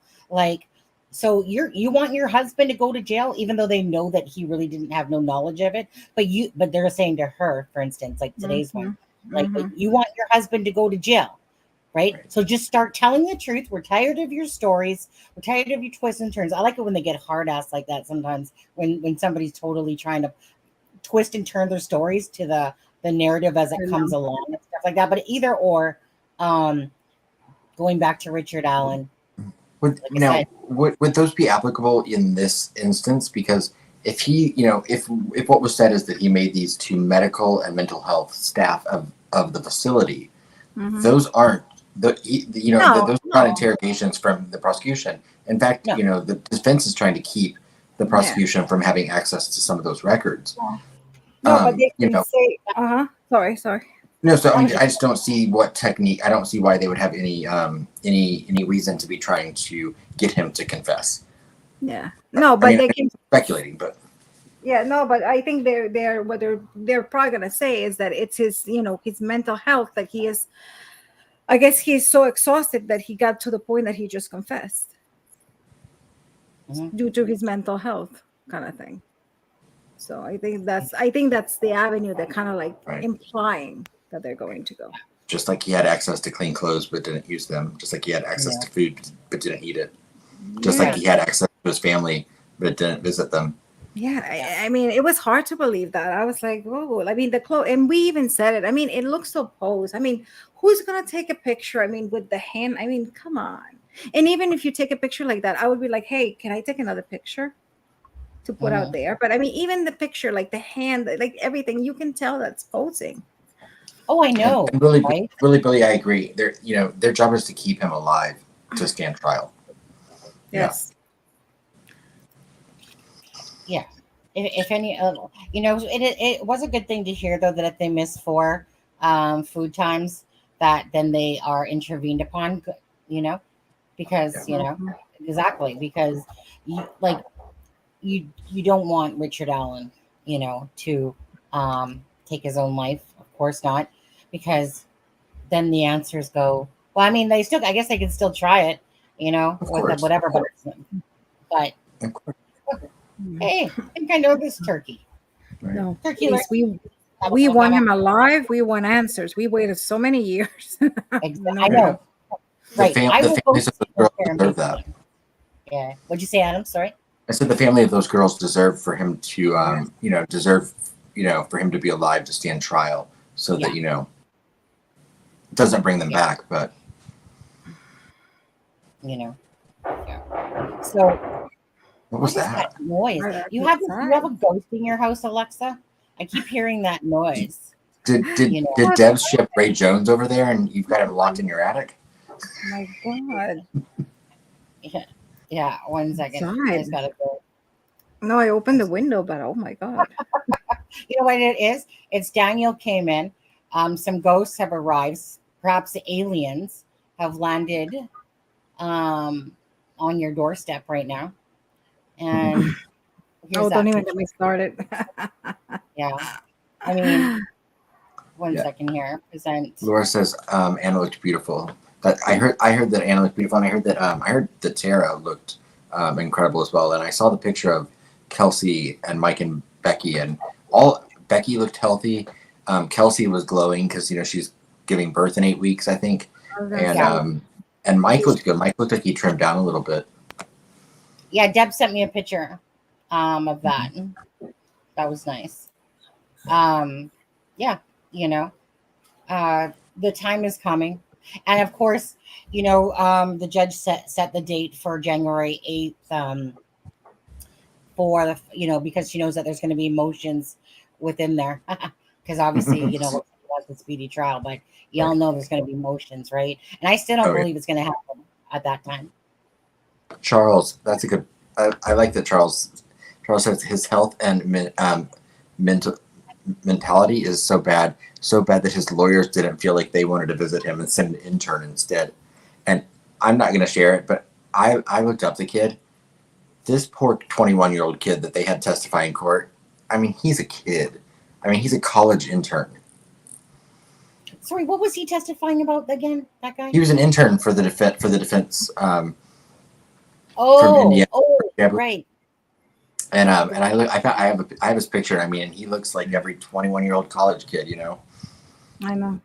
Not even in law school, which I thought I was like, okay.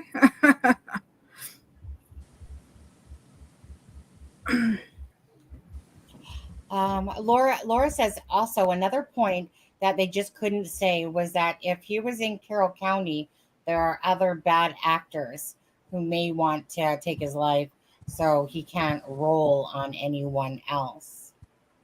That was not said in court, right? She said also another point that they just couldn't say. Okay. Somebody said that? No. The word rumors that somebody said? Oh, okay. So that sounds like it's someone's interpretation of right.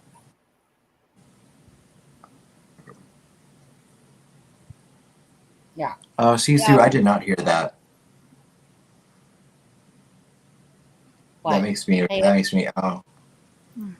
What did you see through say? Sisu says, did you hear Becky wore Libby's blouse to court? I did not hear that.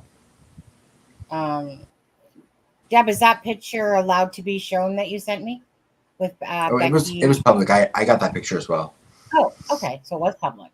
Okay. The one of Becky and Kelsey together. That was it. Yeah, it was online. Better than this one that we have right now. I just pray that I'm happy in a way that the trial is coming. I think they're going to get details that maybe they shouldn't get. And I know that's going to haunt them, but I think I just want this over and done for them so they can move on with their lives. Right. But, and it's funny you mentioned that because I guess I've not listened to it, but I guess Kelsey did was there a podcast or something recently? And I guess it was said that Kelsey said during times that, she wasn't sure if she actually wanted to know everything. Who said that? Kelsey. That's what I heard that was said in a podcast. But I mean, it makes sense. I mean, I think that's natural. Yeah. I feel that sometimes family shouldn't go to because you are going to get details there that you don't want to know, and it's going to haunt you for the rest of your life, I think. But I mean, to each its own. And especially her being a mom, I mean, she might change her mind. But I mean, I think it's time for this whole thing to get it over with, close this chapter, and let them move on with their lives. But she does, Becky does look very, very, I never seen her smiling. Yeah, let me just quickly show you this. So I think, this was Frank taking this picture, correct? Am I correct? Was it Frank? Deb? Adam? Oh, I'm not sure who. Someone sent me the picture yesterday. I don't know who took it. And I know that Deb said she had it as well. So up in the sky, so it would make sense if Frank took it, but I don't know. Up in the sky, there, guys. They put basically transparency there. They put Abby and Libby up in the sky of the picture here, but hey, get off the tummy there. All right. Well, I don't think that Mike is losing any weight there. Oh, no. I didn't look at it zoomed in. I think he looks good. Yeah, they all do. I think they all do look good. Yeah. They all got a smile on their face. Yes. And I think it's just finally. They look peaceful. They look at peace for the first time, I think, that I see them. That was just your interpretation. Exactly. I'd be curious to know if they had any foreign notice of what was going to happen in court yesterday. If someone gave them a heads up that that those admissions of guilt had been made. Sorry, what did you say? I'm curious if the families had been given any heads up as far as those admissions of guilt being made. You know, because I know when I saw Becky's post yesterday morning that said "It begins" or something like that, with the rain behind it, you know, it really, you know, it made me sad right away. And then, you know, I'm sure yesterday was emotional in a lot of ways for them, but I would hope that they walked out of the courtroom feeling better than they walked into it. Yeah, you know, I mean, I don't know for sure, but I would. It depends because we all know that when you're not supposed to say stuff to people, that people do. It's just a given. Come on now. If somebody said, "Don't tell your husband. You can't talk about this trial with your husband." Heck, I can go home and tell my husband about the trial that day. You know, like most of us would do that. Right. Hey, Sonny's not going on any jury soon. You shouldn't. I mean, I said at least I'm willing to admit it. Most people know that they would do that because when you trust your husband, you know what I mean. You're not gonna like honestly. Come on now. But anyways, so I don't think that they had previous knowledge of the confessions myself. I don't think that they knew about that until it happened. Yeah. Is she having a boy or a girl? Was it a girl? I think it's a girl. No, she's having a boy, I believe. Oh, shit. Deb, really? Somebody She looks answer. like she's Callie. having a girl. I'm can trying to you remember. verify if Ricky had the same car they took into evidence on the search warrant? We got two people saying. Sorry. Go ahead. The Ford Focus, yeah, he still owned that at the time of the search warrant. I was right. It's a girl. Oh, boy, Oh, I'm That's sorry, right. Deb. I remember seeing pinky stuff and whatever on Twitter. Boom, boom, boom, boom. Thank you, Deb. I pray they use the luminol in RA's car. And, you know, I just don't understand how you can get a PTA Cruiser mixed up with his vehicle. Like that. Or a smart car. Or a smart car. And the thing that's weird about that is Kagan's grandma had a PT purple Cruiser. Right. Isn't that funny? Isn't that funny? But don't forget that a lot of people don't know about cars. Yes. I mean, a lot of people, like I had asked my friends and I say, hey, what car it is? And they say, let's say it's a Camry. And then they say, no, it's a Focus. So a lot of people are clueless when it comes to car. I guarantee you everyone in the country now knows what a white Elantra looks like. I know, right? It's 2015, though. 2015, don't forget that. Actually, what's funny about that, Adam, is that when me and my husband were driving one day, I'm like, and I seen the word Elantra on the vehicle. And I'm right, of course. I see those taillights now, and I'm like, I know that car. No, okay, let's get this straight. She's due in August, Shelly, and everybody else. Oh wow, she's almost due. Yeah, I think 8 weeks from now. Yeah, she's gonna pop at some point. But anyway, go ahead, Adam.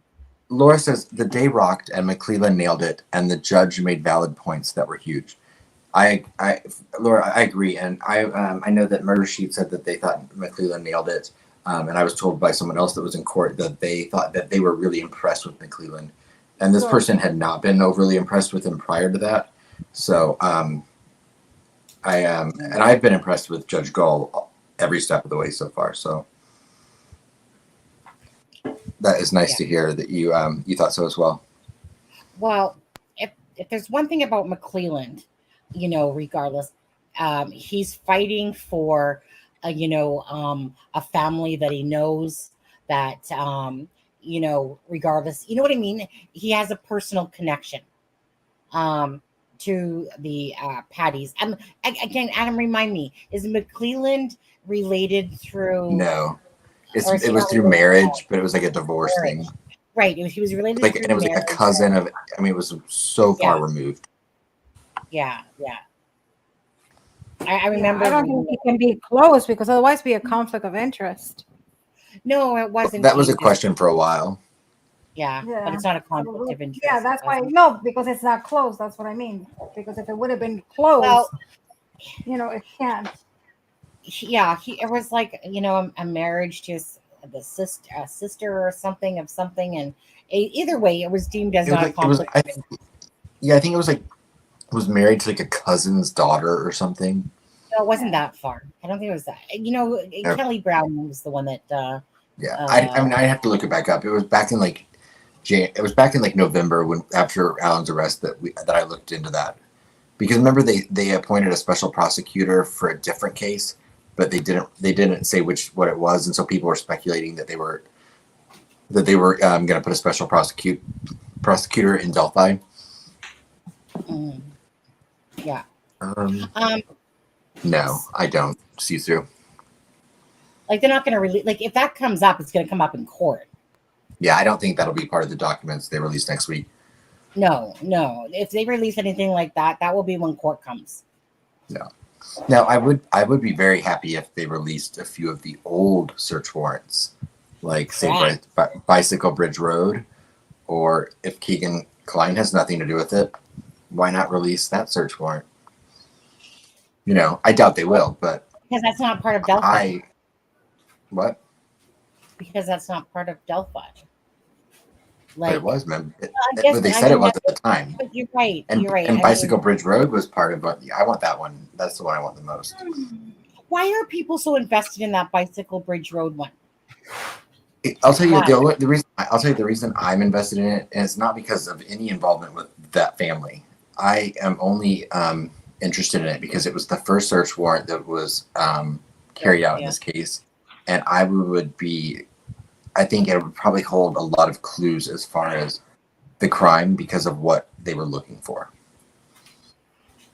And before it got like tainted by other things.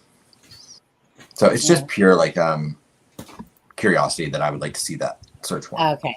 Yeah. I mean, all paperwork, any paperwork, it will be good to see. Look at what we found out from the Ron Logan one. Yeah. I want to see if they found any trophies. That would be. And you know, when I applied for a FOIA request for the Bicycle Bridge Road one, the guy that I spoke to had no record of it anywhere. Even they didn't even deny me; they couldn't find it. Oh. Shocker. Really, they couldn't find it. We went back and forth for a week over different ways to look for it, different things. So I'm sure it's just because it was sealed, and it was part of this case. We got into the cops, Jeremy. Ray Jones. I think it had a lot to do with where you live. I live in Michigan. Well, I'm not really sure what they're talking about there. Laura says, he is there one person sitting by himself. The defense has 12-person team, and they could write notes. Nick did it on his own. So was Nick by himself, or did he have whatchamacallit with him, right? Didn't he have who's the one that's also with Nick? Isn't there somebody else? I think Nick was in court by himself. I mean, I'm surprised there wasn't like a clerk or something with him, but was Nick by himself, Laura? That's your ghost again, Alexa. Yeah, you know what it is? I just saw at the window. They took, because I'm sitting by my living room. They took out they have like a steel plate right outside, and I'm right by the window. So that's a stupid noise. See, serial things. We'll wait until trial. The PCA, right, only needs to show 51% of probable cause. What was found at the house car polygraph. Absolutely, Callie. Yeah, she's on drugs or something. Coke's out at trial. Yeah. Callie girl. Yeah, you having some Molly there? I think they found DNA, the car or jacket. Boom. Thanks. Does anybody here in chat believe that they found some DNA on the search at Richard Allen's place? What do you think, Adam and Alexa? And chat? I don't know. I go back and forth. I mean, I think if they found, I'm hoping they found trophies. So if they found trophies, you can get DNA. Right. Absolutely. But sometimes I don't know. Sometimes I am afraid because then why didn't they say that and say, hey, we have DNA? But I know that for the PCA, they don't have to reveal everything they have. Right. I am conflicted. And they might not have had those results back yet. Yeah, that too. So sometimes but by now, I don't know. Sometimes I'm conflicted, but I'm hoping they have something tangible. No, I agree. Yeah, I agree, Alexa. I could have said it different myself. Yeah. You know, I'm gonna say yes. That they found You something do? very. You think so? Yeah. Uh-huh. Yeah. Fingers I crossed. think, Yeah. yeah. I think that his goose is cooked. That's what I think. And if they did, I hope they don't tell anyone, because I hope they do keep that for trial. Yeah. I mean, the defense would have to know, which maybe that's another reason they're pushing so hard for this. Wasn't in his right mind. Mm-hmm. Mm-hmm. Mm-hmm. But And so yes, that's the other name I was thinking about, though, by the way, with Shane Evans. But hey, I mean, all the power to him. If he was by himself, and when the day comes in court, like, because usually when you're looking at the prosecutors and whatever, there's usually at least a couple of them and stuff like that. Yeah. I feel like there's something that's going to come out of that house search that will connect him to Delphi. I think so too. But I also think that there's still others involved in this, and that I'll be interested. Yeah. You read my question. You read my mind. I was just gonna ask you that. Like, what do you guys? Oh my God, Jesus Lord! What's creating that sound? It's usually outside. There's no cars go by at this time. Like today, everybody, come on, people, go home, go to sleep. Lord, I think I have to move. Yeah. So what do you guys think? Do you guys still think that there might be some other bad actors? I mean, there hasn't been. I mean, I'm getting scared because there hasn't been any arrests. Nothing. I mean, this is where people are questioning it now. This is why you're going to see people flip flop between, because there's nothing that's happened with another person at this point. People are going to be going, maybe he did do this by himself, and it very well could be the correct answer. We don't know. I don't feel like it's that, but hey, like I said, hopefully more will happen. Things will come out, but I don't know. I mean, this was said quite a while ago. Like, I'm still like, I'm not convinced that Richard Allen, sat there and raced to the crime scene base, or the crime or whatever, maybe, unless he went there like the day before and set up some of the stuff that's at that crime scene and had it already sorry, but I think that there's more to this story than meets the eye, a lot more, that we just are unaware of at this point. So it could be by himself. It's never felt like that to me, but the more that someone's not being arrested, my mind, like a lot of other people's, is going, okay. Like, right. Sorry, what'd you say, CJ?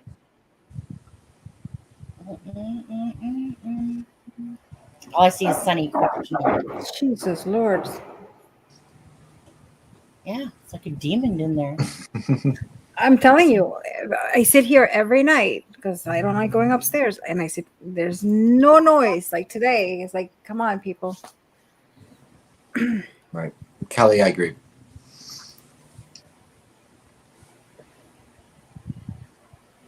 What did Callie say? Kelly says, in my opinion, he admitted it. Now it's just wait. What will the judge rule on the bullet and confessions? Will he plea? Is anyone else involved? Will he roll? And could it be that he agreed so they don't have the death penalty? That could be one way to avoid. I mean, I don't know if they'll. I'm sure they can take that plea bargain. Yeah. Something else I was thinking about the other day. Someone brought it to my attention. I'm not going to take credit for it. But if you think about the times that Richard Allen was questioned, we know he was questioned, and he spoke to a conservation officer, right after the crime. Then he was questioned again October 13th, 2022, and then again on the day of the search warrant. and it said that, on the October 13th, 2022, he once again stated that he was, what he was wearing on the bridge that day. Who remembers what they're wearing on a specific day 6 years prior? Unless they knew there was a very specific reason they would remember what they were wearing. Right. Yeah. Right. There's no way. There's no way you can remember unless that day something happened that day that you can remember. Like I can tell you, 9/11. When 9/11 happened, I can tell you exactly where I was, what I was wearing. I can tell you everything. Right. So Because it's a memory. Right. Yeah. For him, and that's just the thing, right? You're only going to hold on to memory that means something to you. 9/11 was a very impactful day. That's why I remember. Exactly the same thing. If I was sleeping in bed, the TV was on, and next thing I know, as soon as I open up my eyes, the second plane had just gone in. And then I'm like, whoa, wait, what? Because they were talking about the first plane. The next thing you know, as they're live, like the second plane. But anyways, so right, who would remember that unless there was a reason to hold on to that? And just to quickly answer you, CJK, it was an undergarment and a sock that was missing. There was no shoe that was missing that we know of. It was an undergarment and a sock that was said in the Ron Logan affidavit.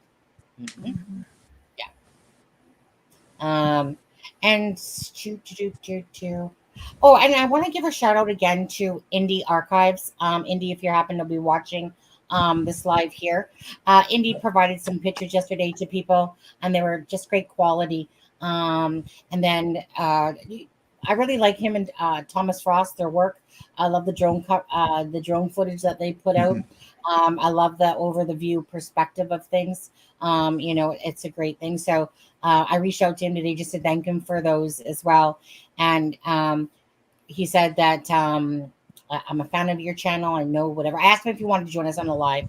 He said he's more of a behind the scenes type of person, but he's been considering maybe perhaps going on lives. And if he does, he'll let us know. But either way, I just want to give a shout out to Indie Archive, who puts out this stuff. And is again, great footage, great pictures yesterday, very crisp and clear. And then I asked him for a little favor because he offered, and I was like, well, I don't like to ask, but since because I was going to message him before, email him before, and ask him for a certain footage. If there's one thing that I think people don't understand, or that people forget, and I've said this in other lives before, the coordinates on Ron Logan's affidavit are not the crime scene coordinates. They're close, but they're not the crime scene coordinates. It doesn't say it in the affidavit at all. It says that that's where the girls had went, and then they have that coordinate. But the actual coordinates were kept private.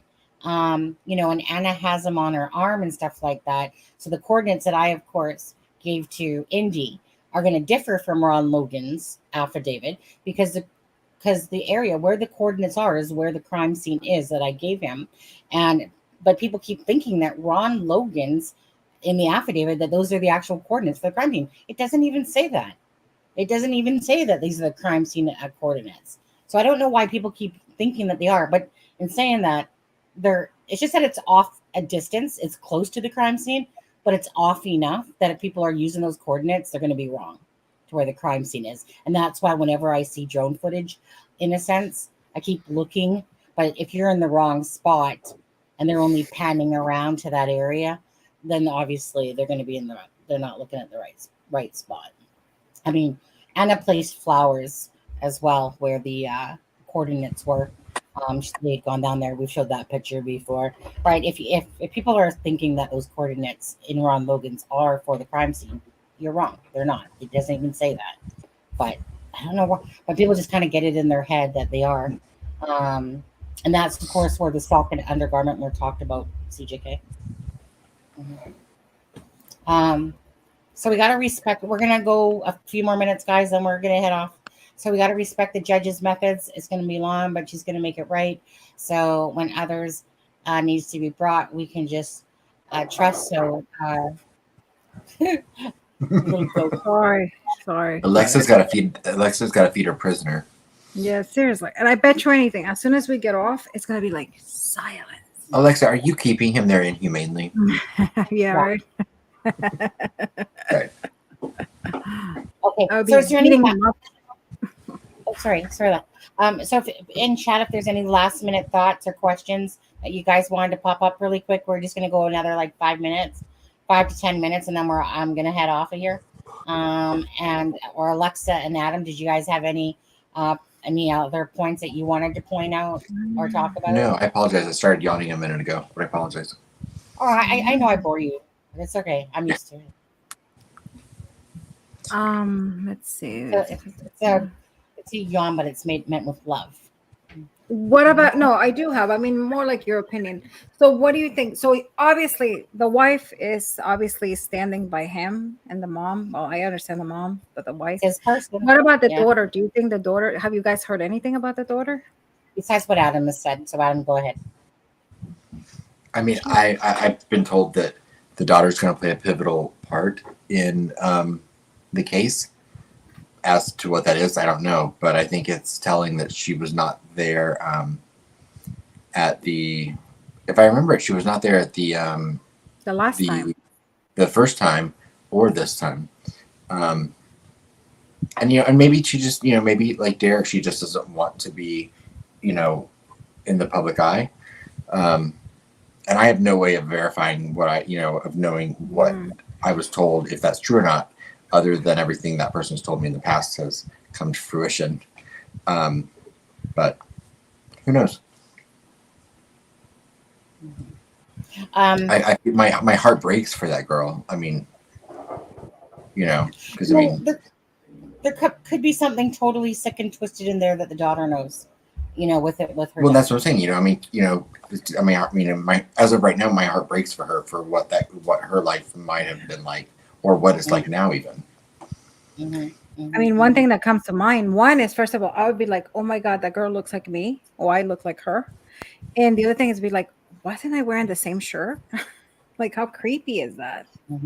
My dad's wearing the shirt. Like, here I am with my picture on the bridge.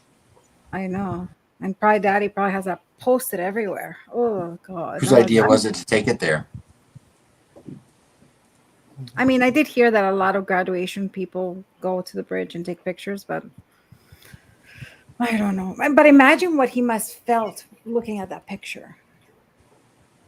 Allegedly. Like, that yeah. I mean, so Cooj says, do you believe he took other girls' lives prior to this, basically?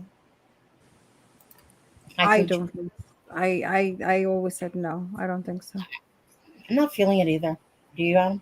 No. I've gone down that path a little bit, especially with Jordan Sofer. And he fits a lot of the things that would go into that in my mind would go in with that case. I've seen no evidence that would point that way. Now, when we heard that there was going to be something coming out of court the night before, I thought it was either going to be a plea deal, that there was going to be that he was going to make some sort of admission that there was going to be another actor involved, a bad actor, or that there were going to be other crimes that he committed. I've never thought that he did, but Jordan Sofer has always stood out in my mind. I know some people have talked about the Stevenson family. I don't know. I mean, for me, he's not like, he's not an organized K, and he's not a disorganized K, because usually when they have a pattern. So they're either, organized on a live burst or disorganized, and they can be, but with him, it's almost like he has a little bit of both. It's almost like, yes, he prepared, he did, so he's organized, but he's also disorganized because, the way he left the scene. So usually the ones that are mixed, not all the time, but sometimes they tend to be the ones that they just start because they haven't gotten an MO yet. So I believe by the way that I think he left the scene and by what I've seen, I think he hasn't. I think this was his first time, but it was something. I think I always believe this was a fantasy. Fantasy. He was a lust, one of those lusts. We'll fall into the lust. Right. And and we know that, judging by the timeline, we know that he spent time at that crime scene, but most likely after he committed the crime. So what fantasy in his mind did he play out in the, after he did what he, or Yeah. Well, after someone did what they did yeah. to those girls? Well, just look at the way he left. I mean, Right. left them. I mean, the fact that he covered her, all that. Right. Just It's use going Doug to. Carter's words. Those girls are not today how you left them in those woods. I mean, when you looked at the faces of those officers, I think it points to how horrific things were. So, Do we know if she was living at home? Oh, sorry, Adam. Do we know if the daughter Alan's was? daughter. So, sorry, Charles says Alan's daughter was 26, I think, and married by 2017.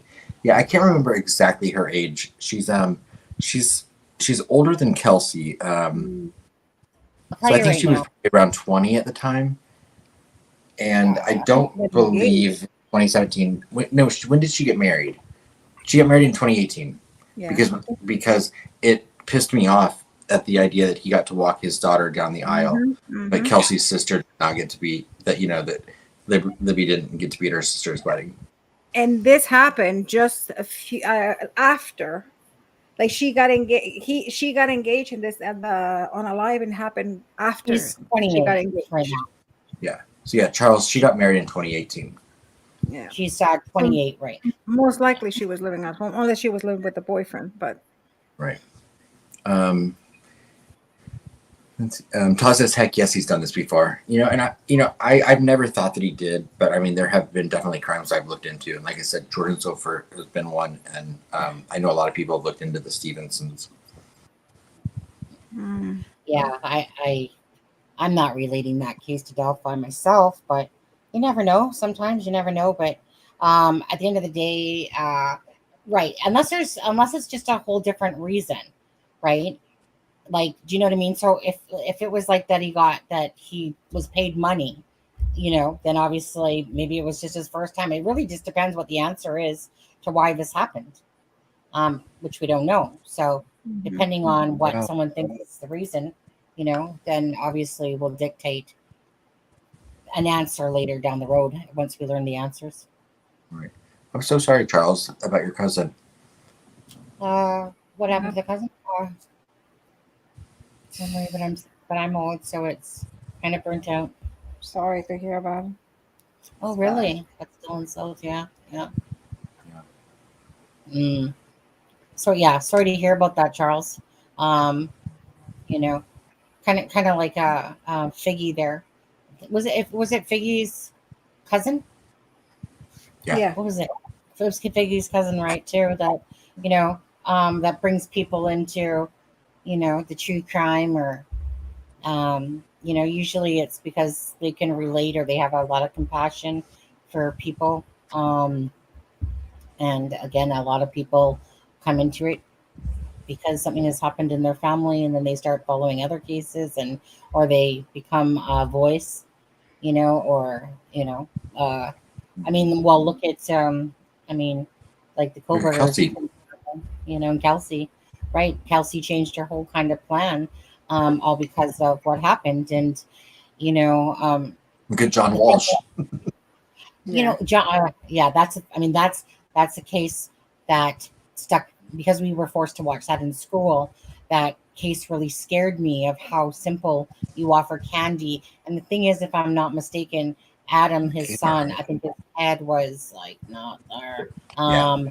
But look at what John Walsh has achieved because of the fight for justice for, and that's exactly just it, right? There's people out there that want to become voices for whatever reasons, but there's a lot of people that come to the ground because something happened. Yeah. Charles, wow. Are you in Indiana, Charles? Hey. It wasn't her. I mean, I don't know if you said unsolved. I'm sorry. Yeah, unsolved. Can I answer Mustang? Can you put the question? She asked a question. Which one, Mustang? Yeah, I'm too lazy. I don't want to type.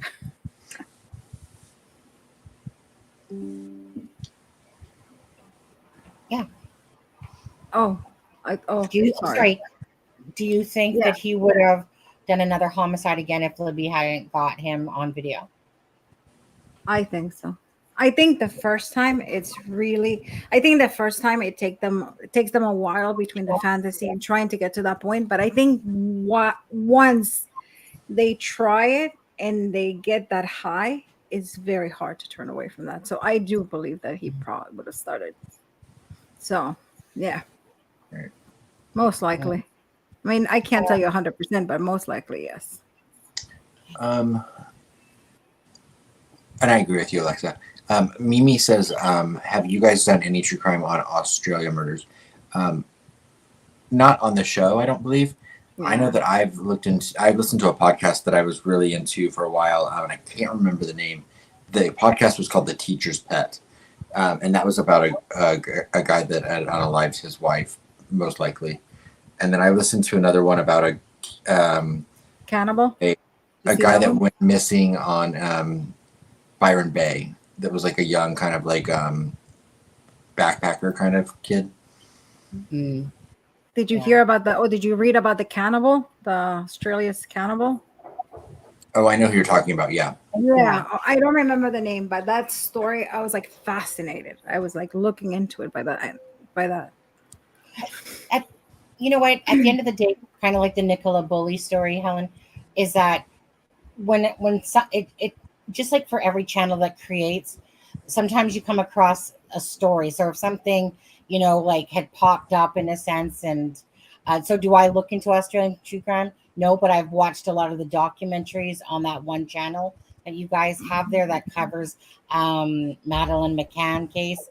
But anyways, so it's kind of like we take on something typically when it grabs us. Sometimes something will grab Adam, sometimes something will grab me.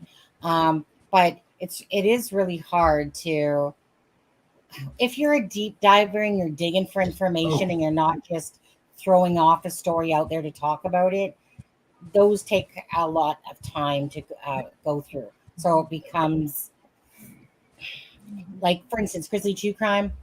She'll pop up different lives, different things. Doesn't mean that she's definitely knows about the case.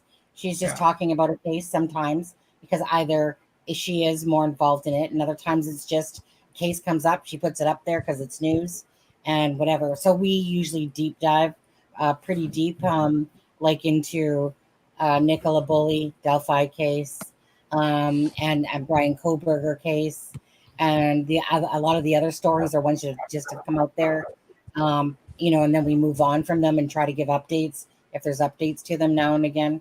So that's the long answer. Yeah. So Charles, I don't want to be I don't want to be like disrespectful, but was the Hog Trail, that is was that young men in like the mid 90s? Is that, was it gay men? I'm trying to remember now. What are you talking about?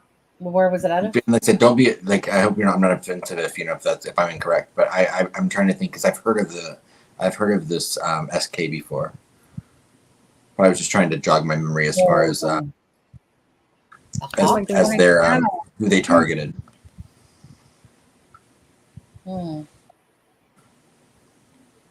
Yeah, thank you. Transient or gay men. That's what I thought. Thank you. Ooh. Wow. Yeah, which reminds me, just because I want to bring this up, that's horrific about the father that literally stood his three boys, basically assassinated them. His three younger boys there today in Oklahoma. Very sad prayers to the wife. He wounded the wife. Imagine that. He probably doesn't want to live at this point. You can't help but think of the Flora fires, in a sense, about a mother that is alive, although wounded, and the boys gone. They're gone now. The children gone at the hands of, what was his name? Chad. Was it Chad? No, I don't think it was. Was it Chad? Did I make that up? Yeah, it was Chad. Was Chad like Chad Dorman or something like that? Oh, absolutely, Todd. Do I still believe it? Yeah, absolutely. Yeah, absolutely. No question in my mind about that, Todd. I mean, I could sit there and say, you guys, about when you said that about the G. No, I mean, it, it's one thing when that, but there's different appearances. But no. I showed that picture yesterday when So we do were you think talking. he had it like, I guess he had it concealed when the witnesses saw him? Because I mean, Right. nobody has said that they saw a microphone or anything. Well, Right. no, but the thing is that again, maybe that stuff didn't make it into the PC. Who knows? Who knows? Maybe they Well, came on after the fact. Who knows? well, that was never said to Doug Rice, though. I mean, so I'm assuming the witnesses didn't say anything because remember the witness that was in Hannah Shakespeare's documentary. She didn't say anything about it either. So I'm not saying that it didn't happen. I'm just saying I doubt that it was in the witnesses. Yeah. I don't think it. Yeah, and if he had a hoodie on over the hat, but the thing is, yeah, but from what I see, one sec. From what I see, Adam, though, that this would be visually apparent to anyone that did see him. So that's why I believe it was more something that was put on after the fact of the witnesses. But in saying that, it's just everything's a little bit absurd about the timeline and stuff like that. But knowing what I see, it's because of so this is what would prevent them from seeing it. If he had a hood on and he had a balaclava pulled up, that's going to prevent truly what's being seen. So they might not have seen that. What So about the tripod and the other thing that people always said that stuck from the back? Oh, absolutely, exactly. So we haven't heard much about the stuff that he has had on him, right? We regardless, we know that there's something on his hip and it's not a shirt. We know that, but yet it's not been talked about in the affidavit. Like there's nothing that's been talked about when it comes to, besides like the visual of clothing, nothing else has been talked about. But yet we know he has. There's many things that are on the BG, but that one in particular that's right there for everyone to see, But again, it depends how his clothes were when they passed him and what came out after. So maybe his jacket was covering it more so, but as he's walking on the bridge, or who knows. Again, he was there for a purpose to me. Whatever that purpose turns out being, it was there for a purpose. And like I said, it just really becomes about waiting for the answers to come out, see what comes out, about the whole thing. And I'll be curious to see where I was right or where I was wrong in what I saw at the crime scene, and stuff like that. Again, it won't, it will only matter to me because when you put a lot of work and time into something, you're just curious if that was true, what you saw, just to go like, God, I keep seeing this. Like, for instance, was that a bunny, a big stuffed animal? Or was it something that appeared to be a big stuffed bunny, but really wasn't? Either or, again, no matter, there's certain images that you can pull out, and then there's other images you're like, I can see something. You can see it. You can see that it's like a needle-shaped form in a sense, but yet you can't make it out clearly enough. Like the spoon spatula. Is that a spoon? Because it's the shape of a spoon, but is that imagery playing tricks in a sense that created that to happen? Who knows? It will just be, for me, it's just a wait and see, Yeah. and see what all comes out, and then that's when we'll be going. Yeah, I think it's going to be interesting. I mean, that trial, I mean, I am going to book everything off because I want to be, I would Oh, like yeah. to hear every single, every single detail. I want to know. Oh, of course we do. Hey, Never Silent, and hey, Ray. Yeah. Hello. Don't worry about apologizing anymore. Sorry for the families. Right, absolutely. Their son, the majority, yeah. My heart always, I've said this before many times, whenever I hear about a crime, obviously you're hearing about a crime, so you hear, say, for instance, 3 boys died. As but my head goes instantly to the survivors that now have to deal with this impact. So in the wife's case, the wife that was wounded, again, my heart just literally breaks with sadness knowing now, like the Flora fires, Galen, same thing. My heart just breaks for a mother that had 4 children, and all those 4 children were taken from her. And no matter what, there's nothing in this world that can ever replace those hold, and time heals in a sense, but it's just you know what I mean. That feeling like it happened yesterday will never go away, and my heart just breaks inside when you sit there and think about what they have had to deal with, had to face. And the thing is, that's only from an empathy point of view. That's nothing to do with, all the different things that she had to go through, with dealing with people and dealing with, the girls, their deaths and graves and all these different things, and then moving and all this stuff. Like, do you know what I mean? Like, there's so much more bigger than just the feeling of empathy, but it hurts my heart to the core. And I think one of the things that I like about this case, Delphi case, is that I think the the victims are as, I guess, popular as the person who unalived them, because in most of the cases, the person who unalives them becomes famous, but you never hear about the victims. And I mean, they do this big, massive articles about, the K did this and this and that, and then the victims are almost forgotten. And even when when you say like Jeffrey Dahmer, like what he did, but if I say who are his victims, most of us are like, what? Alexza, do you think that's potentially because of how long it took for an arrest to be made?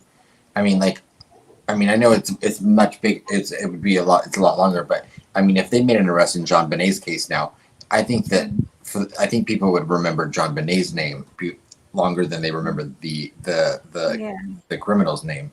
I think that has to do with that, but I think also the fact that I think you guys have done a good job to making sure that the girls' stories have been kept alive, and it humanizes them, because before, like this, and obviously I have been in crime, but I never knew this existed, and so I never seen such a giving humanity to that side, and that always bothered me, because even in court, you get all this, but the victims just becomes numbers or names.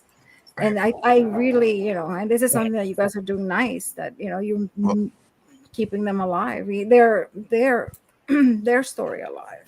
Something I've noticed personally in the last couple of months in Delphi is that I mean, I don't watch a lot of live streams, but I've noticed that much more often when I watch content on the case, Libby and Abby's names aren't even mentioned by some creators. It's like there's all of this focus on Richard Allen, and as there should be. I mean, of course, that's where the news is at. Because he sells more, right? But it's like, I feel like for the longest time, this really was a community for Libby and Abby. Whereas I feel like it's much more getting covered over by people focused only on Richard Allen that don't even know as much about the girls. And I'm not blaming anyone or saying any names. I don't want to see the girls get lost in Richard Allen becoming more talked about and people not even using the girls' names. Mm-hmm. Yeah, because I mean, that's bothered me for a while now. And it's human nature, right? Because I mean, don't forget that from our brains and everything, we go more to the macabre. We want to, everything that is dark. RA is more interesting than what happened to the girls, unfortunately, and it pains me to say it, but that's So if you put a title and say what happened to them or details about him, people are going to choose the details for him. So and you guys, I just put up the link that Deb's shared. I put that link into the description of this video. So again, a thing popped up on it. Hold on. What is that t-shirt for? Lend a helping hand, and then it says share. Okay, well, here, we'll share. Lend a helping hand. post to Facebook. There we go. Right. Oh, Where's Ray going? is that Flora? 4 angels? Yeah. Yeah. Okay, guys. So they're $29 and it comes in different colors. Yeah, pink. Alexa gasped when she saw the pink. I know, right? Okay. Now, again, please understand, you guys, is that this is for the girls' gravestones. The girls never got their gravestones. Again, so much money was given for the Delphi girls. This case totally got overshadowed by Delphi. That is just a given. So this is for the gravestones. Okay, guys? So if anyone can dig into their pockets to help out, get the great t-shirts, simple. And on the back, is there anything? Is there wings on the back? Let's see. Not sure. I like that. I like simple. I don't like when they start putting faces. And I'm sorry, I might love the person, but I don't like that. Yeah, no, I just like the Abby and Libby. It's just the pair of legs with Abby and Libby's name and stuff like that. Yeah. On our web merch site there, but that's the back. It has all the girls' names, and again, there's the front, 4 angels. I actually have to get a new one. See, I have yours. I like that because there's, it's not that. But I have to buy a new one. You bejeweled it. That was cool. But you guys, okay? So if you have an extra money to purchase, now remember, some people might look at this and go, $29, that's a lot. Well, first of all, again, it's for a purpose, right? It's for the purpose of the headstones for these girls to help out. So if anyone can, then please, even if you don't even wear the t-shirt ever, it doesn't matter. It's the purpose of, because you can just donate. You don't have to get the shirt. You can just go donate. Okay. So, yeah. Adam, I know. Has it been a long day? I know. I was like, what? Has it been a long day for you? Yeah. Has it? Yeah. Okay. You haven't worked guys. too hard. Yeah. Yeah. I know. Whenever I see pink, I think of Alexza myself. Oh my God. Yeah, I know. I actually like the pink one. Mm-hmm. But I like pink. Oh, yeah, I wear pink. actually. Yeah, that's a nice color. Absolutely. Let's just give it a little bit of. I would buy the pink one before the white one. I would, out of these colors, it would either be purple or pink. I'd probably go towards. So you buy the purple, honey. Yeah. I'll buy the. Wait, you buy the purple. I'll buy the pink, and Alexa can buy the pink too. Yeah, me and white. Whoops, sorry. Oh, sorry, guys, I took it down, but okay, we're gonna get off anyway. Me and white do not get along at all. No hope in heck. The goal is $2,000. Absolutely, they have a little over 500. Okay, you guys. So like I said, if somebody has the extra, just go help out for those girls. Do you know what I mean? Yeah. The reason why these GoFundMe's and all that exist and stuff like that is because there's a lot of caring people out there in this world that have the ability to help. There's some people that don't, and there's other people that do. But if it wasn't for the generosity of people that have deeper pockets, in a sense, it makes a difference. So I'm grateful that there is those type of people out there in the world as well that can help out on things such as this. This is a great cause for the girls, for headstones, proper headstones, So yeah. The fire department got it, Charles. Well, this is the thing. Whatever happened to that 20K, right? It went to the fire department. Did it ever go back? Whatever happened with that? I mean, it's just, who made that stupid agreement anyway? Right? I mean, the money should have went, for after so long, right? Like, put some headstones on the girls. I don't know. I know the fire department got it, but and I know that legally certain things had to be done, but here they are popping off books to try to raise money. Delphi, the money just comes rolling in. I find that expensive, really, a bit, considering Delphi. It's right there. But I mean, that also don't forget that I mean, Flora is not as famous, also too, as the Delphi case, and it's also different circumstances. Like, Absolutely. yeah, I yeah. think we have to Well, keep that. different things that brought awareness to it, absolutely. But I don't care what you say. You know what? Yeah, The news will show a case. yeah, of course, of Definitely. course. Is there a little bit of racism? Yes, of course. Yeah, yeah, absolutely. And you see it all the absolutely. time. Look at all the time when somebody goes like Gabby Petito, everybody was saying, and a lot of Blonde sociologists hair, were blue saying eyes. if she would have been maybe from another Right, nationality, maybe she right. wouldn't have been as famous. Look Probably at not. Karina McCurkin. Yep. Exactly. You know, I mean, Karina McCurkin's lifestyle and her race definitely went into part of Yep. the severity that they chose to listen to about her case. I mean, Jerry McClurkin was sitting there saying, "Go look at this," and they wouldn't even do it. Yeah, that's And it not has to okay. do a lot with marketing too. Yeah. People, what we were talking in the beginning, marketing. Who's more marketable? Right. We know who Absolutely. Madeline McCann is. We know who John Bonet is. Sorry, I didn't mean to interrupt you. Blonde, blue-eyed, blonde, little cute kids. Natalie Holloway. Yeah. Yep. I But mean, we could do a whole live about that. Yeah. And that is No, true, right. and we accept it, and it's horrible, but unfortunately, that's the reality. But I look at think race. besides that, there's other aspects that doesn't help the case either. Right. Right, Right. exactly. That's it. Yeah. No. Anyways, you guys, that's going to be it for tonight's live. It's already at the 2.5-hour mark. Please give this video a like and a share if you don't mind. Bless, and we will see you. Well, for sure, we'll see you on Monday night.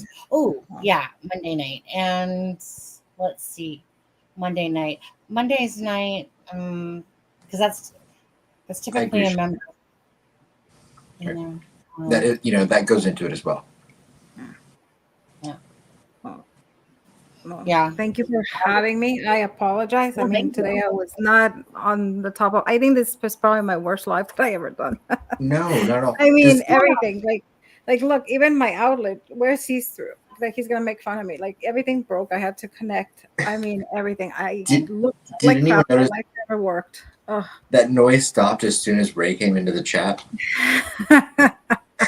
Oh, Steph. Alexa, Deb, yeah, right. You could hear it all the way from Indiana. From My Deb's place. God, I know, but But I mean, you guys made me feel better because I mean, when I came, I had another therapy today, so I was feeling like crap. But you guys made me laugh. I had a good time. Thank you. I appreciate it. Alexa, is it Father's Day this weekend? It's a Thursday, Yes, Sunday. yes, it is Oh, Sunday. okay, so so it's creeping up fast. So it's on the 18th this month. Eh? Yep, yep. Okay, right. So happy Father's Day to all the fathers out there. Yes, So happy Father's Day. Enjoy your everyone. guys' day. Yeah, absolutely. You know what? It was funny because I'm too busy. Normally, I always remember Father's Day too, but not because I have fathers. But and plus, my husband's not a father either, besides to our cats. But because of all the birthdays that come up, I was forgetting about it this time until I just happened to see that someone just put a comment in about Father's Day, Sharon, and Happy Father's Day. so yeah, so Ray Jones, happy Father's Day, happy Father's Day. Yes, To everybody else, children. See through and everybody. Jeff, thank you for Never. the $2 super chat. Again, if you guys wish to support this channel, feel free to get us some coffees or whatever if you can help out as well. But most importantly, go ahead. And Diana, thank you for the $7.77. Oh, so sorry, Diana. Super You're chat right. as well. I totally forgot. I'm sorry, Diana. That one left my brain on that one. So sorry about that. Diana, thank you for the $7.77. And again, thank you guys for your love and support for this channel. Appreciate it. Thanks for helping us, of course, for the over 9K subs and stuff like that. The mission was in the head. Obviously the 10K mark is a little substantial to me, right? It's like kind of like 10, 20, 30, kind of like when you're married or different 200. things. Well, let's say 10. We should have. You should hit hopefully before the end of the summer. So hopefully by next month. Yeah. I know it hasn't started yet, but I mean, Yeah. And I was gonna say before Labor Day, but like maybe Halloween. Christmas. Well, I'm sure it's gonna pick up when the Kohlberg case and can speak. And all the cases go to trial. I mean, that's gonna be huge. Hey, we got Nicola Bully on the 26th. You know, hopefully there'll be some information coming out about the inquest. Yeah, it's 2 days, 2-day inquest. Yeah, for that.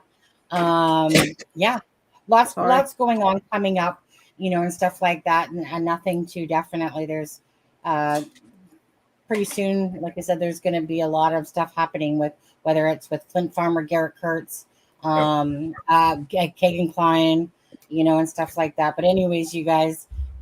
And I just read about some guy that went missing. I guess the other night in Chicago, that fits the profile of all of those other guys that have gone missing in Chicago that have ended up in the river.